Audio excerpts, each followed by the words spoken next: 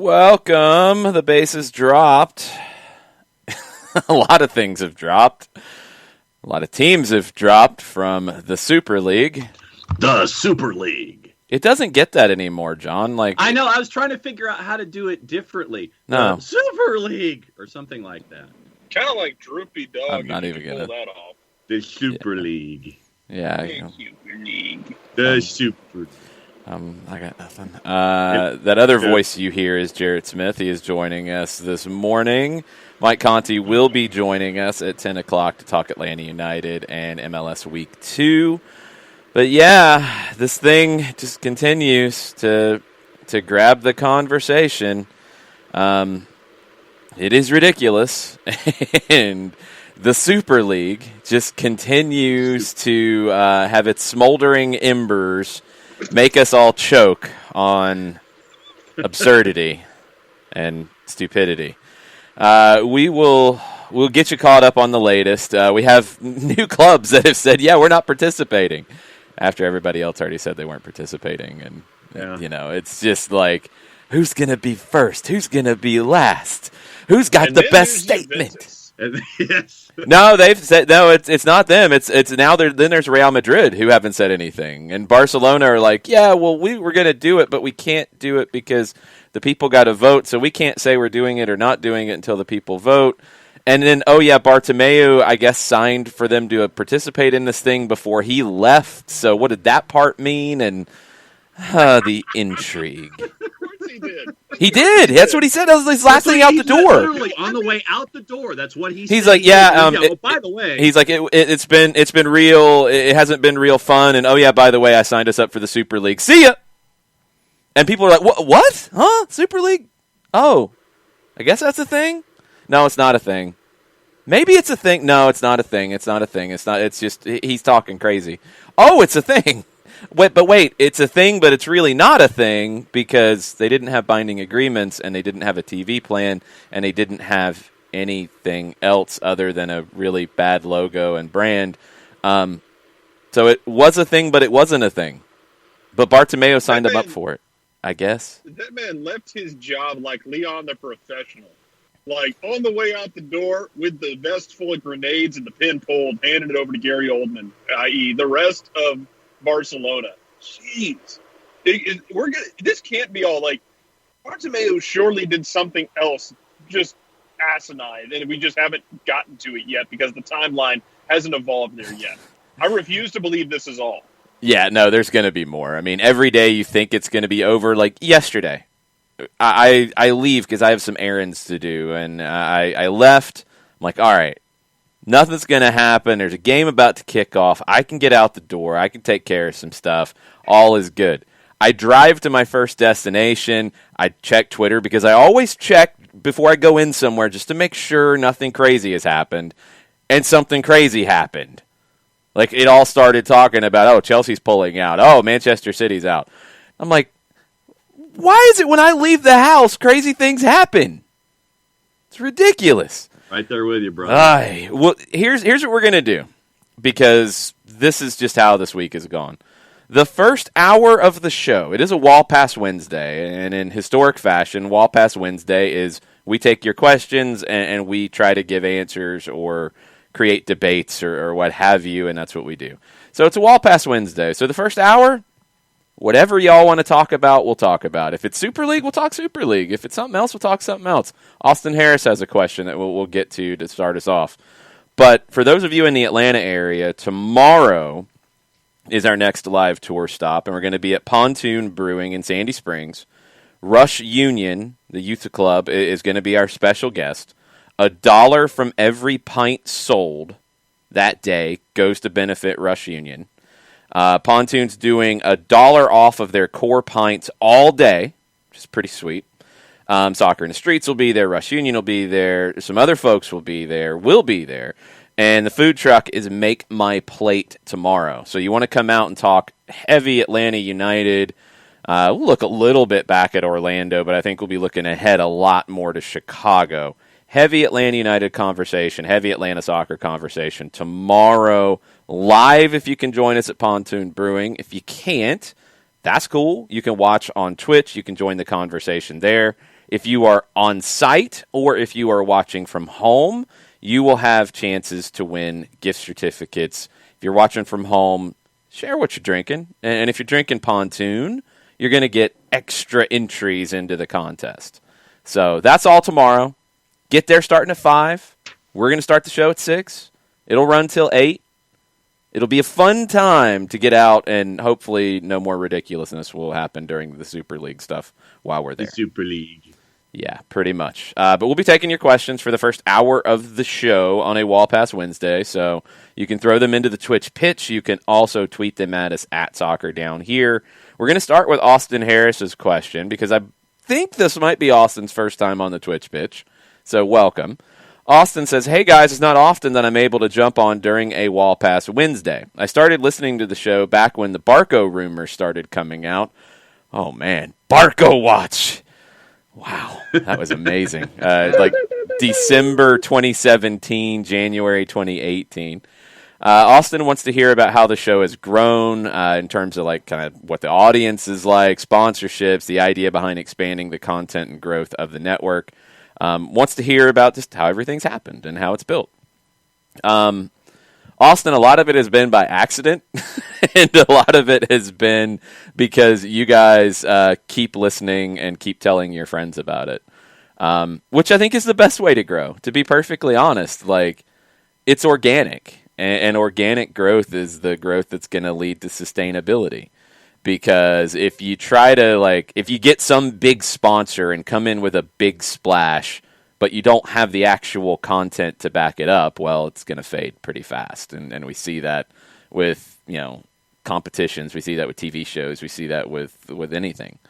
So we've really just tried to focus on doing what we do and doing more of it as the demand has warranted it. So since you started listening, we've kind of changed the format of the show a little bit from less of a structured radio style kind of program to more open-ended, which, I mean, we didn't really like see something coming. It just kind of fit where we were and what we had to work with. The breaks we were kind of forcing in to have it structured like a radio show weren't necessary for kind of where we were. So it was, let's do things differently. Selling short commercials isn't exactly easy for a podcast. It wasn't in 17, 18.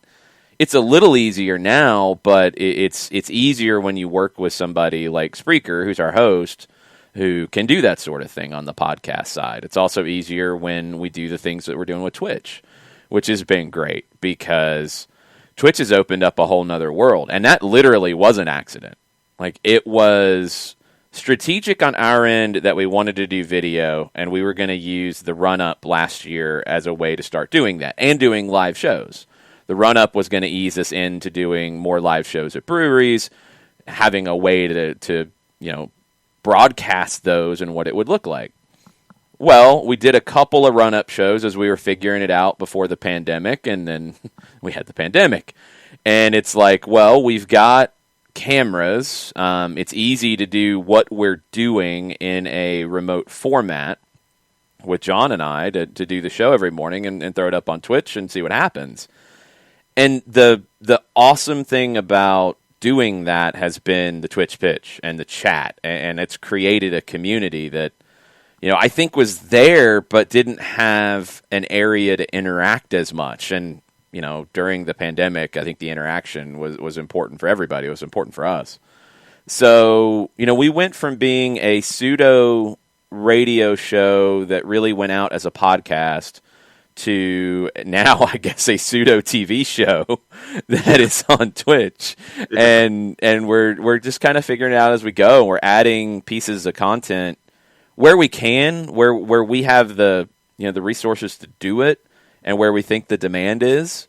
But we always will try to push things that we think are important as well alongside of that. It's not just, the demand right now for us, or the demand in general in soccer in the United States would probably be to have a Premier League show. It just would. But there's a lot of people doing that. That's not our specialty. There's a lot of people already doing it. I don't want to step on people's toes who are doing it. we do our thing, and it's weird. Like, we talk a lot of MLS, a lot of Atlanta United, but yeah, we talk a lot of South American football as well, and that's different. We talk about different stories in Europe, not just England. We are what we are, and we try to be that, but we also try to shine a light on things that we think can use whatever spotlight we have. So there is a plan, but it is very loose, and it is very flexible based off where things are in the soccer world, where things are for us. And a lot of it is driven by you guys who listen and commit your time to it. So, I mean, we can't do it if people aren't paying attention. And luckily, people are paying attention. And what we found here, especially in the last probably 3 to 4 months, is there's more of you paying attention, which is really cool. And more of you nationwide and worldwide who are paying attention, which is very cool. It's not just an Atlanta audience anymore. So we try to juggle that too. It's been a blast. It's been a blast to watch this thing grow and figure out what should be next, because, you know, that's always the thing. You got to keep trying to grow. You can't just stand still, but how do you do it without losing who you are? And I think that's the juggling act that so far we've done a pretty decent job with. Yeah, and I mean, we started out, many moons ago as a show about soccer in the South. And we've inverted that. We're now a show about soccer that's based in the South. And yes, the Southern content the Southeastern content is where we spend a lot of our time, Atlanta United and the other leagues and such. But you can't put the news of the day to the side, because it's important in the context of what we're talking about. That's why we brought, that's why we're talking about the South American game. That's why we're talking about what's going on in Europe. And that's why everything is interconnected in some way. And to be able to have a place where we can do it and have the freedom of, the time that's here to just go ahead and talk about it. If something is relevant 7 time zones away, then to be able to talk about it and give it context and present it here, it's just as important, to tackle things journalistically, to look at an issue and present the sides of an issue so folks can make their decisions, and so we can present context and all these kinds of things. The show and the network have kind of flipped 180 degrees over time, but to be able to talk about things in a worldly context, especially in the last 13 months, it's been very, very special. And to see everyone respond the way that they have, the Twitch pitch responding the way that everyone does on a daily basis, everyone on social media, all the support that we've been getting, all the fantastic comments that we get from all the listeners, and all the, all of the positivity that's created here as well about moving the game forward. I think that's also part of it too. And Jared, it's just been fun to see how things continue to grow and evolve over time. But there's a lot that we've been able to accomplish over the last handful of years. There is, and it doesn't help that you had a pandemic last year which shut down everything, and especially when you want to talk about things in the South outside of, Atlanta and Nashville and Charlotte and Orlando. You get below that, you start getting into leagues that, we're not going to power through a pandemic because they're not generating that kind of revenue where it's going to be reasonable to ask USL League One, MPSL, Mississippi Bria is not going to be able to power through the pandemic. So, yeah, you had to expand out and talk about other things. So we weren't just talking about, hey, you guys, another day without the game. So I guess that's it. I guess we'll juggle now. The Twitch pitch itself is its own living organism. Any attempts to destroy it, we're not done on the table. So now it is self-sustaining. And it is what it is. It's beautiful and chaotic. And yes, the thing has handed out more red cards than Chris Pensa. Mm-hmm. And I do approve. But yeah, it's an ever evolving animal, and it might not be the same in 2 or 3 years in the same sense that it's not the same that it was. 2015 is a really depressing number, or 2016 is a really depressing number to think about in terms of starting things. But 5 years ago, it's not the same as it was then. 5 years from now, I don't know what it's going to look like then either. But yeah, it's always changing, and it has to be because things evolve. And you go back and look at any program, and it's changed over 5 years because technology changes. The request of viewers, which are the lifeblood that pump the organs, that changes too. Yeah, I would actually push back on you, John, to say it's flipped 180 degrees. I think it's rotated because we still do a lot of the things that we did at the beginning. We just formatted a little bit different. I mean, I'll put up what we do on the lower divisions and the grassroots against any big, I don't know if we're big, Absolutely. Any show, because we found a way to make it fit in our format and try to give people who want that the ability to listen to it, and people who aren't as interested in that still, they might hear it, they might want to hear it, they might skip it, and that's okay. We're trying to find that because I think narrow casting doesn't really benefit the game or the conversation as much as maybe, people you might think it would. I mean, we probably thought it would at the beginning. We wanted to talk about soccer in the area we were in, and we realized that you guys are watching soccer from all over the world too. And last year was an eye-opener because, we didn't have soccer here for quite a while, and it was starting to pop up in other countries. And you realize how interconnected the conversation is when you're following how the Bundesliga is bringing the league back and what that looks like and what protocols they're following. And, hey, maybe MLS should follow that. And you start talking about the business side of the game and how, yes, it is all interconnected as we're seeing with the Super League and all that stuff. So we'll continue to evolve. It's never going to be some like you're going to listen one day and you listen the day before and it's a completely different show. But we'll continue to evolve and figure out what people want. But we'll also try to give everybody who listens a little bit of what they want in different ways. There are people who only want to listen to the grassroots side of things. Subscribe and listen to those podcasts when John does his 1v1s with clubs all over the country. We try to continue to grow those. If you want to hear just the Atlanta United stuff. Where it's going to be in the show. You kind of know each week where it's going to fall in terms of recaps and previews. You've got the run-up there, too. Now you've got the salty takeaway. So we're trying to find different ways to make as large as our audience is starting to get happy with everything they want. It can't be one show for everybody, but over the network side of things, we try to provide a little bit of everything for everybody. So we'll continue to do that. We'll continue to try to grow. And we always listen to what you guys want, and we try to make it fit. We can't always do everything you want, but we listen, and we try to make it fit with everything that's going on. So we'll continue that. More questions. Dawn Star says, who will win the FA Cup final? Jarrett, who will win the FA Cup final? Jason, who is in the FA Cup final? I know, we've forgotten all this stuff now because of the madness with the Super League. It's like, wait a minute. There's been games and things that have happened. I forgot what has happened in the world. I know. Same. I'm like, oh, yeah, Chelsea played yesterday. It's Chelsea and Leicester. Plays this afternoon, too. Yes, it is. Bayern basically clinched the Bundesliga yesterday. They need one more win. Chelsea and Leicester will play on May 15th in the FA Cup final.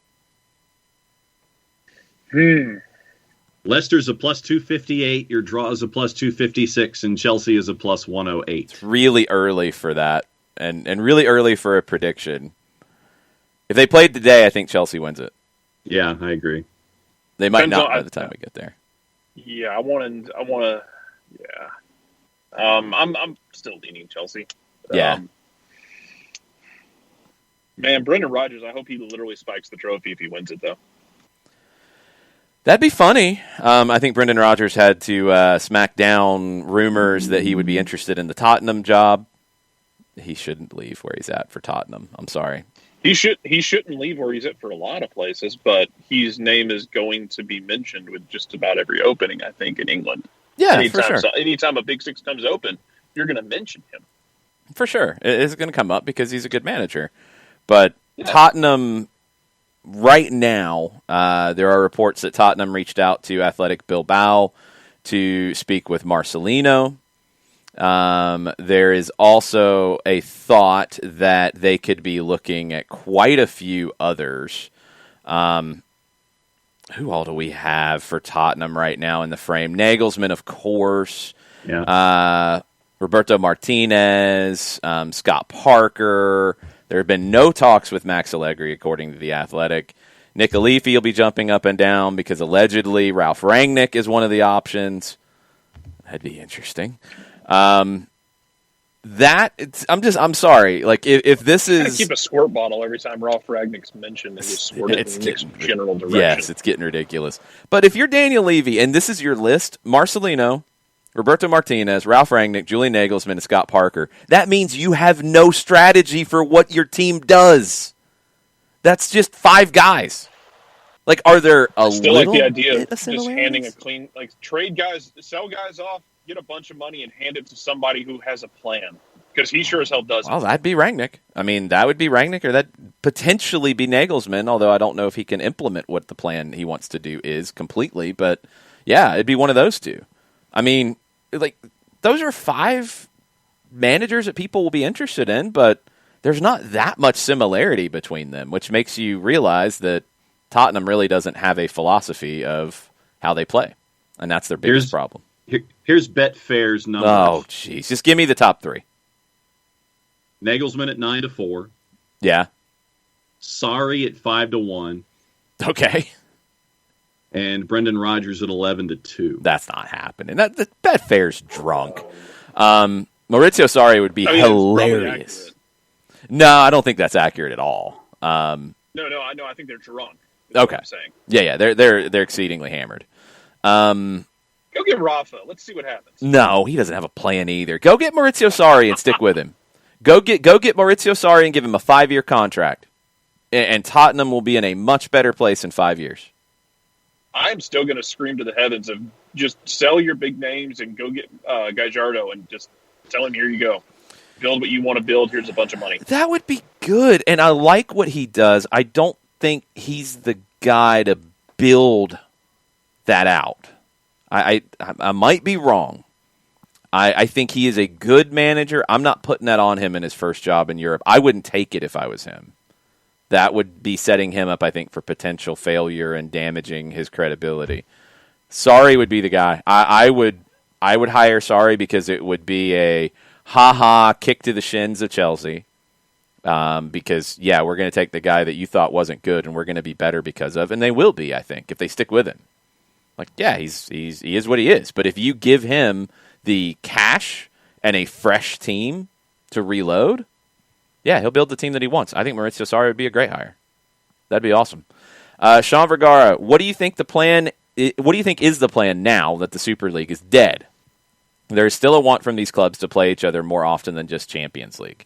There is, and the problem now is you've got people more focused on retribution than actually listening to, hey, wait a minute, maybe there are some things that we need to improve about the game. If people get hung up on punishment, you're going to do more damage to the game. And look, people's self-interests are coming to the fore. If you're attached in any way to one of these teams, people are, you don't want anything to be, you don't want any punishment. If people are attached to one of the other 14 in the Premier League, oh yeah, you want punishment because you think it's going to elevate your club. They need to figure out that, yes, the big teams drive the conversation. It's just a fact. We've seen it in the United States. We've seen it in this region of the country. Atlanta United emerged, drives the conversation, but it has improved the landscape in the Southeast for USL Championship teams, for USL League One teams, for NPSL, for UPSL, for NISA, for everybody. Were there some of those things going on before? Yes, there were. Chattanooga FC's done an amazing job building as an amateur team, then into a kind of a semi-pro, and now into a pro team. That got accelerated when Atlanta United's excitement started to get more people into the game, and people say, hey, I'm in Chattanooga, I'm a big Atlanta fan because I like the Braves, I like the Falcons, I follow the Atlanta teams, they're big, it's cool, I can go a few times a year. I got a team in my backyard? Awesome, I'm going. And that's happened in Statesboro, it's happened in Greenville, it's happened in Birmingham. Nashville's got a team now. So the big teams do benefit the ecosystem, and you need to feed the big teams. And yeah, they want to play each other more. Why? Because a lot of the domestic games aren't very good. Flat out. Bayern about to win their 9th title in a row. Juve's got 9 in a row. Celtic had 9 in a row. You've got the Big Six in England, which is good because you do have more diversity, but there's a huge gap from the Super 7, and we'll include Leicester in that, down to the rest. Spain is Spain. We know who the 3 teams are going to be every year. Yeah, you'll get a Sevilla occasionally. You'll get a Villarreal pop up occasionally, but it's occasionally. The Leicester argument doesn't hold water. It proves the point. The Ajax argument of getting to the semis of the Champions League proves the point. It's rare. It's the 2-0 most dangerous lead argument. You remember when it happened. You don't remember all the times that it didn't. Right. So, there's things that need to get better. But people are going to be zeroed in on punishment, sadly, Sean, and I think that's going to drive the conversation right now, instead of saying, okay, we've got a Champions League that's going to be expanded.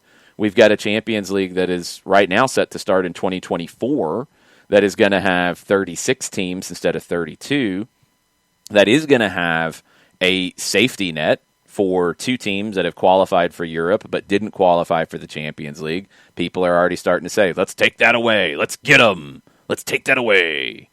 They're going to play 10 games instead of 6. That's a step in the right direction. That's what they should do first. But the conversation should be, what is the next evolution of competition? I still think if the Super League had some form of pro-rel, and probably a 3 to 5 year kind of protected pro-rel, that people would not have acted the way they did about it. The idea of the big teams playing the big teams doesn't upset people as much. It was the idea of everybody else being locked out. The 5 nebulous qualifiers didn't really solve any of that. It's going to happen at some point because it's inevitable, because it's better than what we have right now. Because it's not good to have what we have at the moment, where there are leagues that you can tell me who the champion will be for next season now. Yep. That's not a good thing for the game. There's some interesting elements in all those leagues, sure, but you want more competition. And the flip side, the way you can get there is what we've seen in American leagues, but everybody hates the American sports concepts right now. Salary caps. By trying to get more of a level playing field. That's never going to happen. You're going to see a Super League element or an expanded Champions League, if it's called a Champions League, but maybe it's more like a Super League, whatever. You're going to see more than what you have in Champions League in the new iteration before you see salary caps in all the major leagues in Europe. You won't ever see that, and I think that would actually be the right move. I don't know. How many leagues currently can we sit here and say that you pretty much know who's going to be at the top to win it right now? How many leagues can we sit there and say, all right, we know that it's going to be this team that's going to win this? I mean, I'm not going to go through all of them. We just went through the big leagues. That's not even getting into the lesser leagues. And Scotland is one like that. I mean, there's plenty of lesser leagues that have 1 or 2 teams. And that's it. That's it. That's all. But, I mean, that's the nature of sport to a degree. I mean, look, we can pitch a fit and say that money is bad and it's the root of all evil in sports, but it's what determines who's going to have better chances to win. And we know this. And if you have money and your owner is deciding not to spend it for whatever reason, people get mad. I mean, the reaction to John Henry's apology, which people demanded an apology, and then his apology wasn't good enough. Yeah. But the reaction was go sign Mbappe. Yeah, I mean, literally that's what Nathan Pugh was saying this morning on Twitter. He says, finally seeing something from Henry was good. The comments below, however, and he mentions the Mbappe comment. Fans realize you can't quite have it both ways, but who needs logic? I've seen the sign, passion over logic. I mean, it takes money to sign Mbappe. It takes money to sign Haaland, and you don't want the money to drive the conversation for these big clubs, but you want those players. Until it comes to signing a player you want. I mean, money will determine it. So the way you would actually create better competitions is to limit the spending. The players are going to fight that. You can argue, as some of the points that the Super League did, which it wasn't all bad points. It was horrible execution. Yes. But some of the points were not necessarily inaccurate. Guillaume Balage pointed that out in the BBC. The stuff that Florentino Perez was saying on El Chiringuito, which, By the way, that show is amazing. Like the drama they create in the show. I mean, yesterday everything is falling apart and people are freaking out on the set, and Josep Pedrerol like walks away, and then they have a cut scene to him on the phone, and it's like he got a phone call with more information. He'll be back in a minute, and he comes back and he's relaying what he heard on the phone call, and it's incredible drama. But Balage points out, like, there are studies, there is analysis that points out young fans are not watching 90 minutes like we do or like older fans do. The money coming through TV rights is not going to continue to just grow and grow and grow. There's a limit. The business side does have issues. They did it the wrong way. The execution was horrible. But these are real things that have to be addressed. And to me, the biggest story of this is addressing the lack of competition at the domestic level consistently. There's not enough of good, compelling, level playing field competition in the domestic leagues, and they need to solve that issue. I don't think they will, so I think it will end up being some form of a Champions League, Super League, what have you, that takes precedent over the domestic competition, because that's the only other way to make it better. And you have to win your domestic league to get promoted up into that, or you have to do well over a 3-year period or a 5-year period or whatever you do to protect these big brands, because then the flip side is also the reality. And Jarrett, we talked about this morning as we were going back and forth. The Scottish game was diminished as a whole because Rangers wasn't in it for a long time. There's no way to argue that. It's a fact. Yeah, it was. It's one of those things where you've had this in other leagues sometimes when teams do something dumb and they knock themselves out. You are kind of in a weird situation as a league, though, where you're going, okay, well, we have to punish them. All right, how do we do it? Well, we got to find the right punishment, though, because we can't cripple the league by having a league that is basically a duopoly and turning it into, one team's going to win 8 or 9 straight titles, and no one's even going to come close to challenging them. Can't really have that. It's a weird animal that you're going to have to deal with. And I think my biggest fear with this is, okay, cool. Oh, Super League's dead as far as we know it. Okay, cool. They put out like a plan that a 6th grader puts out when they have a project due the next day and they start working on it at 8 p.m. It's kind of where it was at for me. Okay, but in the midst of all this, don't stop trying to fix things just because you killed the Super League. Like, don't decide, okay, well, Super League's not going to happen. Everything's fine. We can go back. No. We got some momentum. Let's try and fix stuff while we're here. And while we got this canvas bag open, let's try and figure stuff out now, because, a Super League might be gone, but guess what? Those same Super League teams are going to be the same damn ones you see in every Champions League quarter and semifinal, except for maybe the rare exemption anyway. So maybe they, you were to change the name of the actual competition, but you're going to see the same teams anyway. So if that was your argument against it, I will walk out the room and go stretch my legs instead.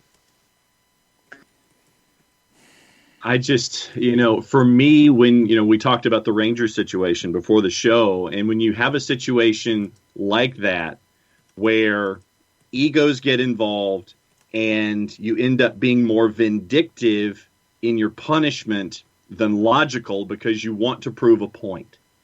But what you end up doing when you do something like what you did with Rangers and demoting the ever-living hell out of them down the Scottish pyramid is that you make the top end worse from a competition standpoint. And this is that dance that you've got to figure out. You have to put your ego aside to a certain degree and figure out what's best for business. We talk about this a lot.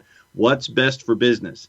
And it's not sending someone all the way down to the bottom of the pyramid, because you end up making it worse over the time frame where you anticipate that, yes, they'll make it back to whatever team makes it back to the top of the pyramid in whatever country we're talking about. But that's the key here, is that you can't let vindictiveness get in the way of everything else that you're trying to do when you're trying to prove a point. You have to do what's best for the game, and you can't do what happened in Scotland if that situation comes up all over again somewhere. One thing I love is that I'm trying to get caught up on the Twitch pitch as we're talking, and it's out of control. It's great. You guys are awesome. I'm trying to grab some things out of it and respond where I can. If I ever miss anything, and like if it's a specific question about something and you need an answer, I'm on Twitter at Longshoe. You know that. Send a whisper on Twitch and I'll get it. I'm checking that type of stuff more. So if I've missed something, it is not intentional. It's because it's crazy sometimes. Martha, yeah, this is something we do need to do more of, and we haven't done it enough. We did it for a little while, but we got to get back to it. Posting timestamps on the description, at least roughly on the topics on the show. The show's pretty loose. I mean, we don't come in like other shows where it is, we're going to talk about LAFC for 30 minutes, and then we're going to move on. So it gets pretty loose, but we do need to give at least a loose, just like kind of order and description, and we will try to get that on the podcast side of things and try to, edit the show descriptions on that. We'll do our best on it. It's a good idea, and we've been slack on it with everything else going on. Perfect Tommy. Do y'all think the Super League will come back again every 5 years or so? No, I don't. I think it will come back, but I think when it comes back, it'll be done right. Because I don't think you can use it as a threat anymore. Yeah, I mean, if you are one, I think Andrea Agnelli and Florentino Perez's clout is gone. I think those two, because those are the two who drove it. People can point at the ugly Americans and all of that all you want. Florentino Perez and Andrea Agnelli have been trying to do this for a long, long time, and they have nothing to do with the United States. Did they look at how the NFL makes money and say, we can tweak that? Sure. But they didn't do this because we're going to do it the American way. They've been driving it. They're also two of the last people on the ship, although Juventus has jumped ship this morning, kind of, sort of.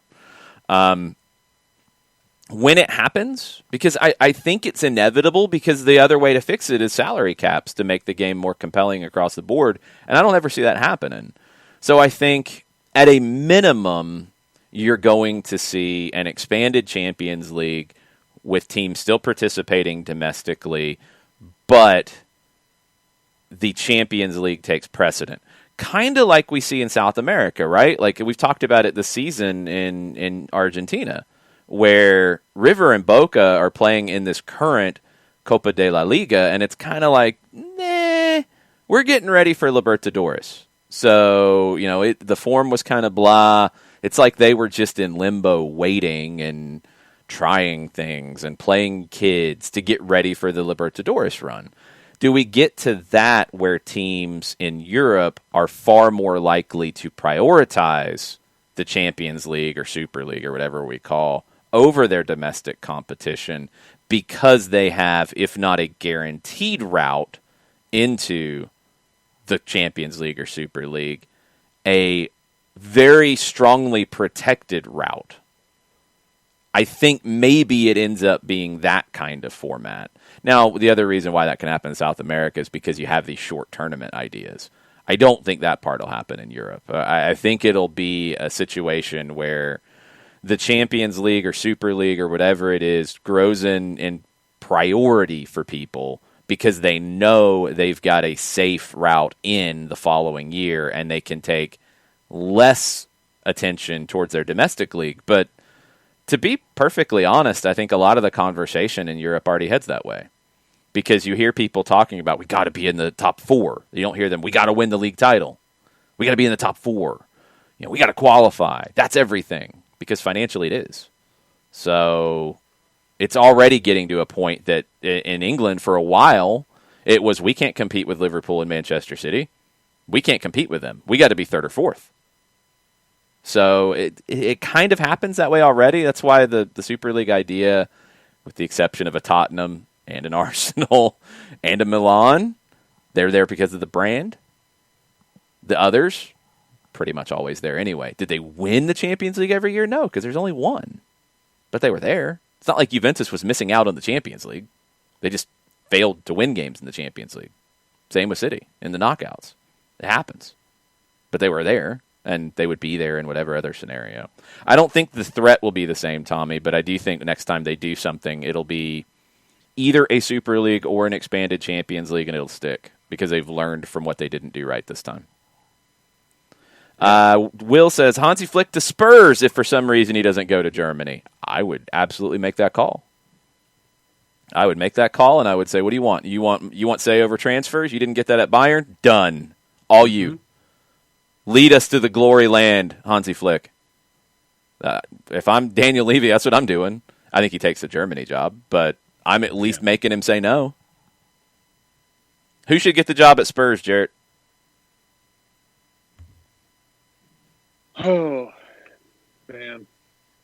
I just don't think Hansi's actually attainable, so, don't worry about that. I don't know who should get the job at Spurs because I don't know, how much control you're going to have, and if Levy's kind of making this a job of, almost a Jerry Jones Cowboys kind of thing of, man, do you really want to go deal with all that?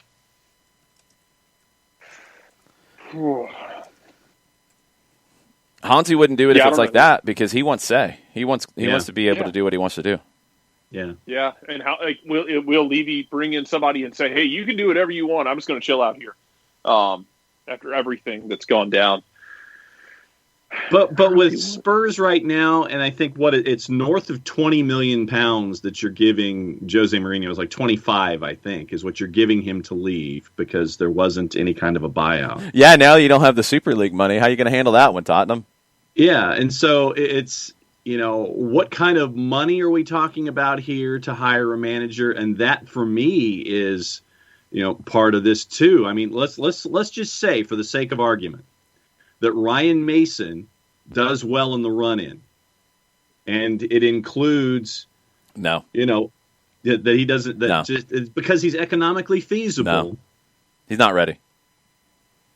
Does well in the run-in, yippee skippy. He's not ready. You were a Super League club for 2 days, John. You got to have a bigger manager than that. Then, I mean, for economic sake, is it somebody like Eddie Howe? That's not a big enough name. You're an English snob, so I know how you would think that's a big enough name. It's not a big enough name. Well, no, I'm thinking at it specifically no, from a financial standpoint. But I know you are, but you can't just think about it from strictly money because Tottenham does have a level of stature that they're going to have to hire somebody to meet. I think Maurizio Sarri is the perfect fit because I don't think he'd be super expensive. Can they get a Nagelsmann? No, I don't think they get him because if Bayern opens up, he goes there. No, I think they're going to try, but I don't think they get Nagelsmann. I think Maurizio Sarri is the perfect combination of somebody with a plan, somebody who just made a lot of money off of Juventus, who maybe would take less money to stick it to the team in blue across town, who ran you out. I think you could get Maurizio Sarri for that kind of figure, and he'd be a big enough name. He's now got a Serie A title to his belt. And everyone in England would remember him from his time at Chelsea, and that would give the Spurs fans something to sit there and give Chelsea fans the business over. I think it'd be great. Byrne says, I was just thinking the other day how well Gallardo would fit at Bayern in terms of playing style and man-managing stars. Absolutely. But unfortunately, the language issue wouldn't allow that to happen, and that would be, I'm pretty sure the language issue would be more of a problem in Germany than it would in some other countries. There's an expectation of speaking German, at least to a passable level. And, I mean, maybe he could do that. I don't know. Pep had about a year to learn it, and he really put in the work to learn it. Others have had less time and probably lesser results. I don't know if Gallardo could bridge that gap. What? I found one of these things that had Steven Gerrard at 20-1 for Tottenham. Yeah, Betfair. Betfair's got What? Yeah, Betfair has Conte, Gerrard, Farka, Hasenhüttl, Roberto Martinez, and Graham Potter all at 20. What a plonker. Yeah. Oh my God, this is Yeah, Jesse Marsh is going off 17. Yeah. It's ridiculous. Jason Nix talking about the Super League because people have used this analogy in a lot of different ways. Jason says, this is more than online flirting. They booked the hotel room and were driving there when they called it off. Going to take some serious counseling to resolve. Yeah, it will. And I'm okay with significant fines. I'm good with that. I think point deductions or mandatory relegations, if you're these teams in England, you would be hurting yourself more than punishing somebody else. And maybe you think it would change the paradigm. But let's talk about Juventus. They got relegated, right? Yep. What did they do after? They won 9 titles in a row until this year where they're trying to rebuild and they screwed it up. River, they got relegated on the field. They just were really bad for a period of time. They came right back up, and they've been really good ever since. They've won Copa Libertadores titles since. What about Rangers, Jarrett? It took them a little longer because they didn't just get relegated one level. No. They got blasted into another. They had to become another club, basically. Yeah, that club ceased to exist. Yes. Yep. But then... my favorite thing is still, here we go Aberdeen, when they do like the daily highlight of former club, Aberdeen highlight against former club Rangers. Yes. It took them a while. Like they got back to the Scottish SPFL in 2016. It took till now. Well, they got to the SPFL. Is that the first division they got to the the Premier League. The Premier League. Okay, I can't always remember how they term things there. Yeah, sorry. Premier League Championship, then League One, then League Two, then Highlands Leagues, then. So they got dropped all the way down to what level? I believe they went down to League Two, so the fourth division. Okay, so fourth division. I mean, they got back in 2016, and it took them until now, to really put everything together. But they also made some really awful managerial hires. But the idea I think a lot of people would have had in these situations is punish them, let's stick it to them, and then we'll be that team. No. But you do more damage to the overall product when you do something like that. Yes.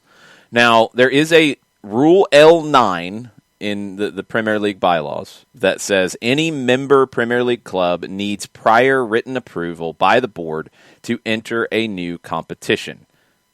That has been, quote, patently broken by the Rebel Six. Now we've got another great term. You need a different voice for that, John. You're doing the same voice for multiple things, and we need to vary that up. Deductions or fines, point deductions or fines would hurt the wrong people. That's what other club execs say. That's where I'm at. You're, again, hurting players who had nothing to do with this. People say that some clubs want to pursue the possibility of punishments because it's a clear breach of rules. They need a precedent to deter future breakaways. I don't know what they end up doing, but I think the focus on punishment is the wrong focus. That's not going to fix the issues. Florentino Perez was crazy in his hour-and-a-half-long rambling on El Chiringuito, but there were some nuggets of truth in there about some of the issues the game is facing that need to be changed. And people need to stop sticking their head in the sand. It wasn't all about pro-rel. It wasn't all about greed. It wasn't all about those things. There are some things that need to change in the Premier League, in La Liga, in Serie A, in UEFA as a whole for the better. And people need to focus on that. Now's the time. Now's the time because you almost had this happen. Why did it almost happen? Why don't we talk about that rather than just pointing at pro-rel and greed, because there are other elements to it. Make the game better. Get your head out of the sand. Por favor. Yeah, Nathan is back in with another thought. He's asking, how do you think this will affect match atmosphere? We know how ruthless opposing fans can be with chants and songs. No fans or players wanted it. Blue Noses chanting sellouts across the stands makes zero sense, but again, passion over logic. People will do that for a while when they play these 6 teams, for sure. It'll be just like how in Argentina people refer to River as Las Gallinas, the chickens, because they couldn't win in the Libertadores like in the 60s or 70s. I mean, stuff sticks, and it'll be a fan thing, and that's fine. That just adds to the culture of it. I don't have a problem with that. Is it misguided? Is it misplaced? Sure, a lot of it is, but It's what sticks and what people have fun with, yelling. Ron, I think there's more to it than this. He says, teams are in bad shape financially, a select historic few. There's a lot more than a few across the board. We're talking about the big ones because they tried to do this, and they're the big teams, and we always talk about the big teams. But there's a lot of things that are having problems financially across the game. It says football's not broken. European football's not even necessarily broken. This was just a bad idea. Restructure the Champions League and Europa League a little bit, and let's move forward. It's bigger than that. It's not just these people were crazy, and let's ignore it because they were crazy. I don't think that helps. There are issues that need to be resolved to make the game better. You do need to restructure Champions League more than you did. But now you're going to get people who will say you went too far with this restructure because they're going to fight for the status quo, which the status quo should be better. It can be better. But it's got to be done the right way. This was not the right way. The idea behind it was not fully sound, and the implementation was as bad as Fire Festival. That's what I was going to say, that a lot of folks are saying that this is the Fire Fest of football. Oh, Ja Rule. Yeah. What lasted longer?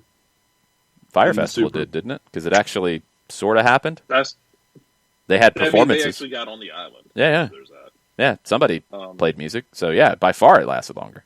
We're getting to Fire Festival talk, so I'm going to tap out for my own safety. That's probably good. Thanks for hanging out, Jarrett. We'll see you later. Okay. Bye. Bye. Yes, Ron, you're going to have some people who get out of the game because of this. However, and this is what's come up, Glazers out. Get them out. Who's going to buy Manchester United? Mm-hmm. Who could afford to buy Manchester United right now? Yep. What's the list? No, I mean, because if you want them out, somebody's got to buy it, right? Who is on that list of like 3 or 4? What kind of things are on that list is a better way to put it. You're probably looking at hedge funds. No, not there. Nobody's going to go hedge fund on Manchester United, John. You go hedge fund on like a team that you think you can flip. You're not going hedge fund on Manchester United. You're coming up with $1.52 billion. They don't have that. Who does? Well, I was thinking, what's Bain Capital? I'm not buying. Like, I don't think that. I think you're past that. Like, that's like a lower level. You're talking Saudi Arabia. Yeah, Qatar. You're talking nation states. Mm-hmm. You're talking oligarchs. Like, that's all you got. Do you want that? No. Well, some people say they do. Like, that's the reality here. We're not going back to Manchester United being a plucky upstart run by, a local family who is grinding away to grow their little club. That's gone. And same for Arsenal, same for Liverpool, same for all of those clubs. The Spanish clubs are a different situation because of the membership thing. You've got all kinds of historic issues with the clubs in Italy, but you're already seeing it there. Inter owned by a Chinese company who doesn't really want it. Right. Or doesn't want all of it. Milan is owned by one of those kind of hedge funds trying to flip it.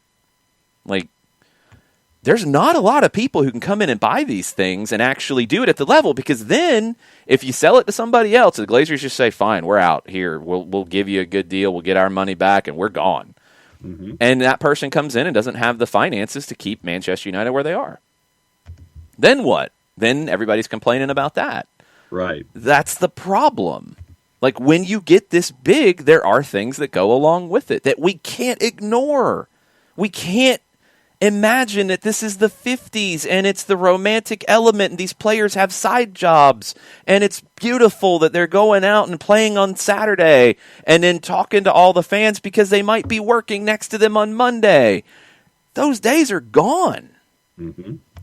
And you can still run it where there is romanticism in the game and the fans are taken care of and protected and respected. But we've got to stop acting like anybody in the world could just buy Manchester United tomorrow and run it at the level that the fans expect. People were mad they didn't spend the money on Jadon Sancho, which actually looks like it was a good decision not to. Yeah. But people were angry they didn't spend that money and said Glazer's out.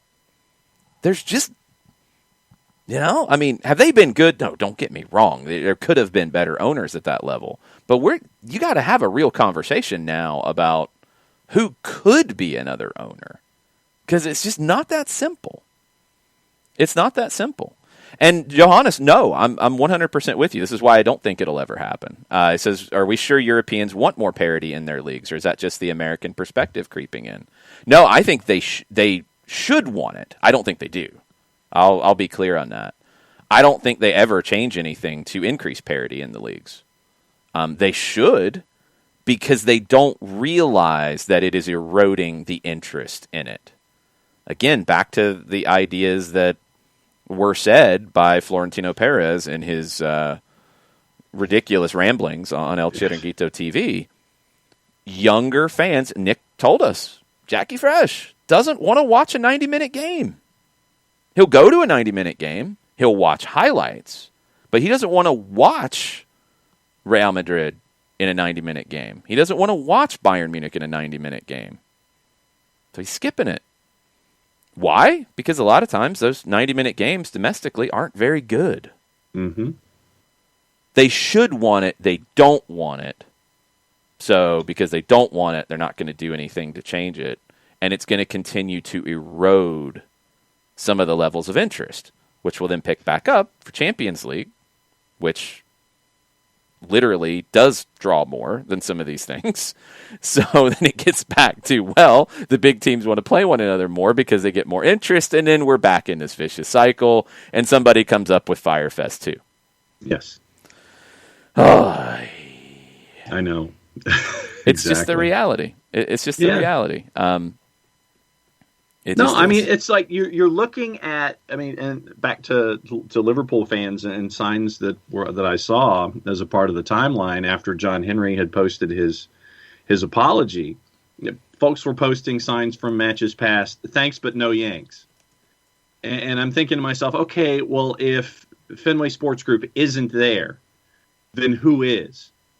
Right. And just like, okay, so then if Fenway's not there, if Kroenke isn't at Arsenal, if the Glazers aren't at Manchester United, if you don't have these folks who are here that are a part of your discussion now, once again, who is going to have that kind of investable income, to create a word, to get into this, to sustain those clubs at the level that fans expect and that a business would want? That number is very, very few.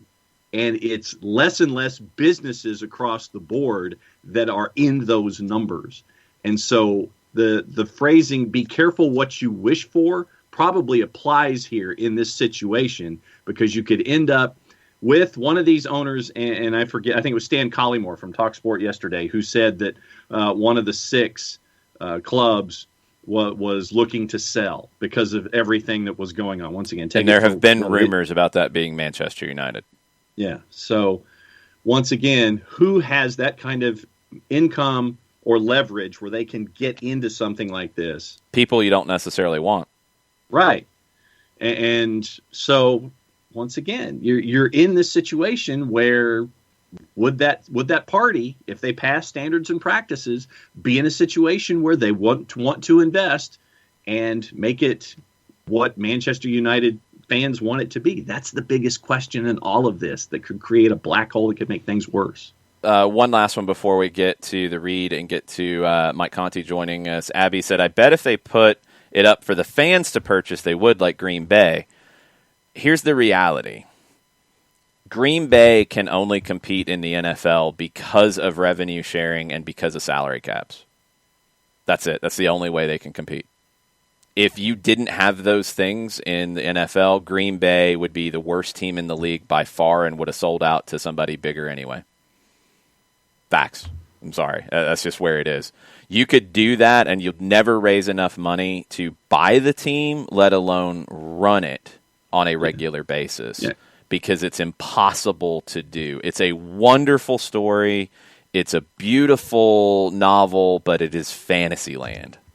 it can't happen. The Green Bay Packers did this when they launched in, the 30s?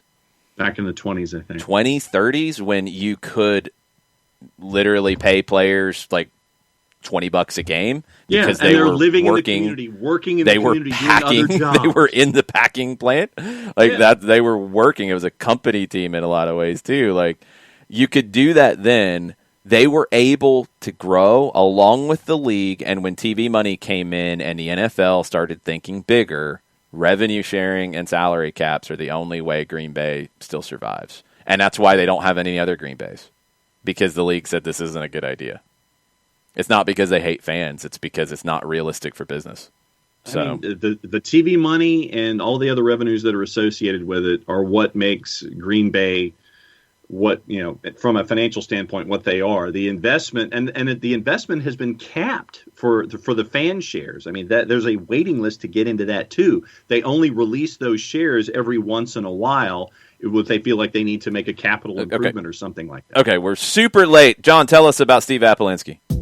Apolinsky & Associates, LLC, proud supporters of everything soccer down here in the SDH network. For wrongful death and serious injury matters, there's only one place you need to go, 3 different ways that you can do it. You can shoot Steve an email, steve@aa-legal.com. You can pick up the phone, get a free consultation, 404-377-9191. Or go on the World Wide Web, large device or small, aa-legal.com in the address bar. Hit the enter key, the return key, the arrow key, whatever advances you to the homepage for Apolinsky & Associates, and you can see everything that they handle, all the different cases that they can handle for you, all the different awards, rewards, and recognitions that they have received over time. If you still have questions, by going after the pull-down bar and looking at everything on the webpage, there's a pop-up window that pops up, because that's what pop-up windows do. They pop up 24/7, 365 and a quarter. Thank you, Chris Hutchison. Over 30 years of experience, over $40 million in judgments for their clients in 2 time zones, in the Eastern and the Central, in Georgia and Alabama. Wrongful death, serious injury matters, recognized as Legal Elite by Georgia Trend Magazine for being one of the top 100 firms in this here state of Georgia. It's Apolinsky & Associates, LLC. The website's aa-legal.com. Bring on Mike. Hi, Mike. Woo. That was phenomenal. That was the best read you've ever had. That was really, really good. If anyone on the Twitch pitch wants to hate on that, then we're going to have words, because that's how you do a read. That was incredible. That was outstanding. That was lickety split, brother. Man. But that's better. That was by far the best read you've ever had. I bottle that up and do that again every day, John. Yes. Just run the tape. How about that? Yeah. No, that's no fun. It's got to be live. Man. Oh, man. Yeah, Mike, it's been the smoldering embers of the Super League so far this morning, which has been ridiculous. But also just general things about where the game's at. And MLS is going into week 2. We talked to Dylan Butler of MLSsoccer.com yesterday and kind of talked about his most interesting storylines from week 1. What stood out to you about the rest of the league in week 1? I thought it was a little weird that the teams that played in CONCACAF, some got results, some got surprising losses. Portland losing to Vancouver was a surprise. Toronto getting blown out by Montreal was a huge surprise. I don't know if it's just coincidental or if there's maybe something more to that. I thought Atlanta played really well against Orlando, even though they didn't score. I thought Columbus and Philly was a really good match, even though no goals were scored. So, it's not like everyone that played in CONCACAF played poorly on the weekend. But, the only team to score was Toronto, and they got blown out by Montreal. So I don't know if there's anything to that or not. That's just something that stood out to me. As far as teams that really impressed me in week 1, I was really entertained by Chicago, New England. I thought that was a really, really entertaining match. Maybe I was paying more attention to it than others just because those are Atlanta United's next 2 opponents. Thought that was a really, really good match. Was really intrigued by what we saw up in Nashville on Saturday night. That game was drunk. Yeah, no, but it was fun. It was really, really fun. We had a lot of fun matches that, I thought Felipe had a good line on Twitter when he was talking about Atlanta-Orlando. Maybe not a match for the neutrals, but if you're invested in the match emotionally, it was a really good match. So the quality of play week 1 after the league being dormant for 5 months, I thought was pretty good on the whole. Thought it was pretty good. We had some surprises. Montreal and Vancouver winning right out of the chute. Those were big, big surprises to me. DC obviously got some kind of emotional lift coming into the weekend. They looked really good. But it is only one of 34 matches, so it is easy to overanalyze a very small sample size, I guess. Yeah, so obviously you and everybody else had Montreal and DC at the top of the East after week one. Of course. Yeah, no, absolutely. Yeah. And a 7 or 8 way tie for third all at one point. Right. No. But hey, look, I mean, Ernie Losada is going to make DC a lot of fun this year. They're going to be a lot of fun. I think they're going to be chaotic, and I think they're going to lose a lot. Yeah. But I think they're going to be fun in the process. They are going to cover themselves in glory, if you will, in the attempt. I mean, Montreal, we did not watch that match because we were getting ready to call the Atlanta United match. So I would have to go back and really watch. I know Toronto scored on a penalty retake. I know Montreal scored right out of the chute, right off the jump. So I can't really tell you anything intelligent about how Montreal did that because I did not watch it. But that really stood out to me as surprising. And, if you look at Atlanta United's schedule over the next month, I think we're looking at that home match against Montreal as, okay, good. Whew. Finally you're through the quarterfinals of CONCACAF, however that plays out against Philadelphia. Now you can kind of take a deep breath and relax a little bit, and maybe not. I think it goes to the point that we've talked about a lot during the preseason. There's so much parity in the league this year, especially in the Eastern Conference, that there are no automatic 3 points in this league this year. I agree with that. I do have a big question after week one about New York City. Mm-hmm. I had questions going in, so that's probably why it's exaggerated. And also, I didn't think a whole lot of DC. They got the win. I thought New York City looked awful. I thought they were the worst-looking team from week one, especially for a team that I don't think should be looking that bad. And you've lost Alexander Ring. That's going to hurt you in the middle of the field. It's going to hurt you, I think, with your personality on the field. You have talent, though, to replace him with Keaton Parks, with James Sands, but it feels like a rudderless team right now. And they're not supposed to be that because I think it's easy to forget because they haven't been to an MLS Cup, but I think it's over the last 3 or 4 years, NYC has the most points in the league. Yeah, and I think of New York City as a big club. I do. When we talk about who are the big clubs, I think of them as a big club. I think of them as an ambitious club. I think of them as a big club. I don't know if I think of them as an ambitious club. You know? No, I always thought that CFG just had them as a line on a balance sheet. No, that's not fair either because they spent on, like it or not, they spent on Frank Lampard, they spent on David Villa, they spent on Andrea Pirlo. Right. Maxi Morales hasn't been cheap. They've spent money. They haven't spent on those kinds of designated players since. The reason I don't look at them as ambitious, and a lot of it goes back to what Dome Tarrant said about wanting players, wanting to get deals done. They didn't get done until the last minute for Eber. Ronnie Dylas kind of said the same thing. I wonder if they've lost some of that ambition/initiative when Claudio Reyna left. Because it's felt different since he went to Austin. Yeah. Well, and also I think just from an emotional standpoint, I don't know if they've ever gotten up off the mat from that Toronto playoff game in 2019. Good call. Just from an emotional standpoint.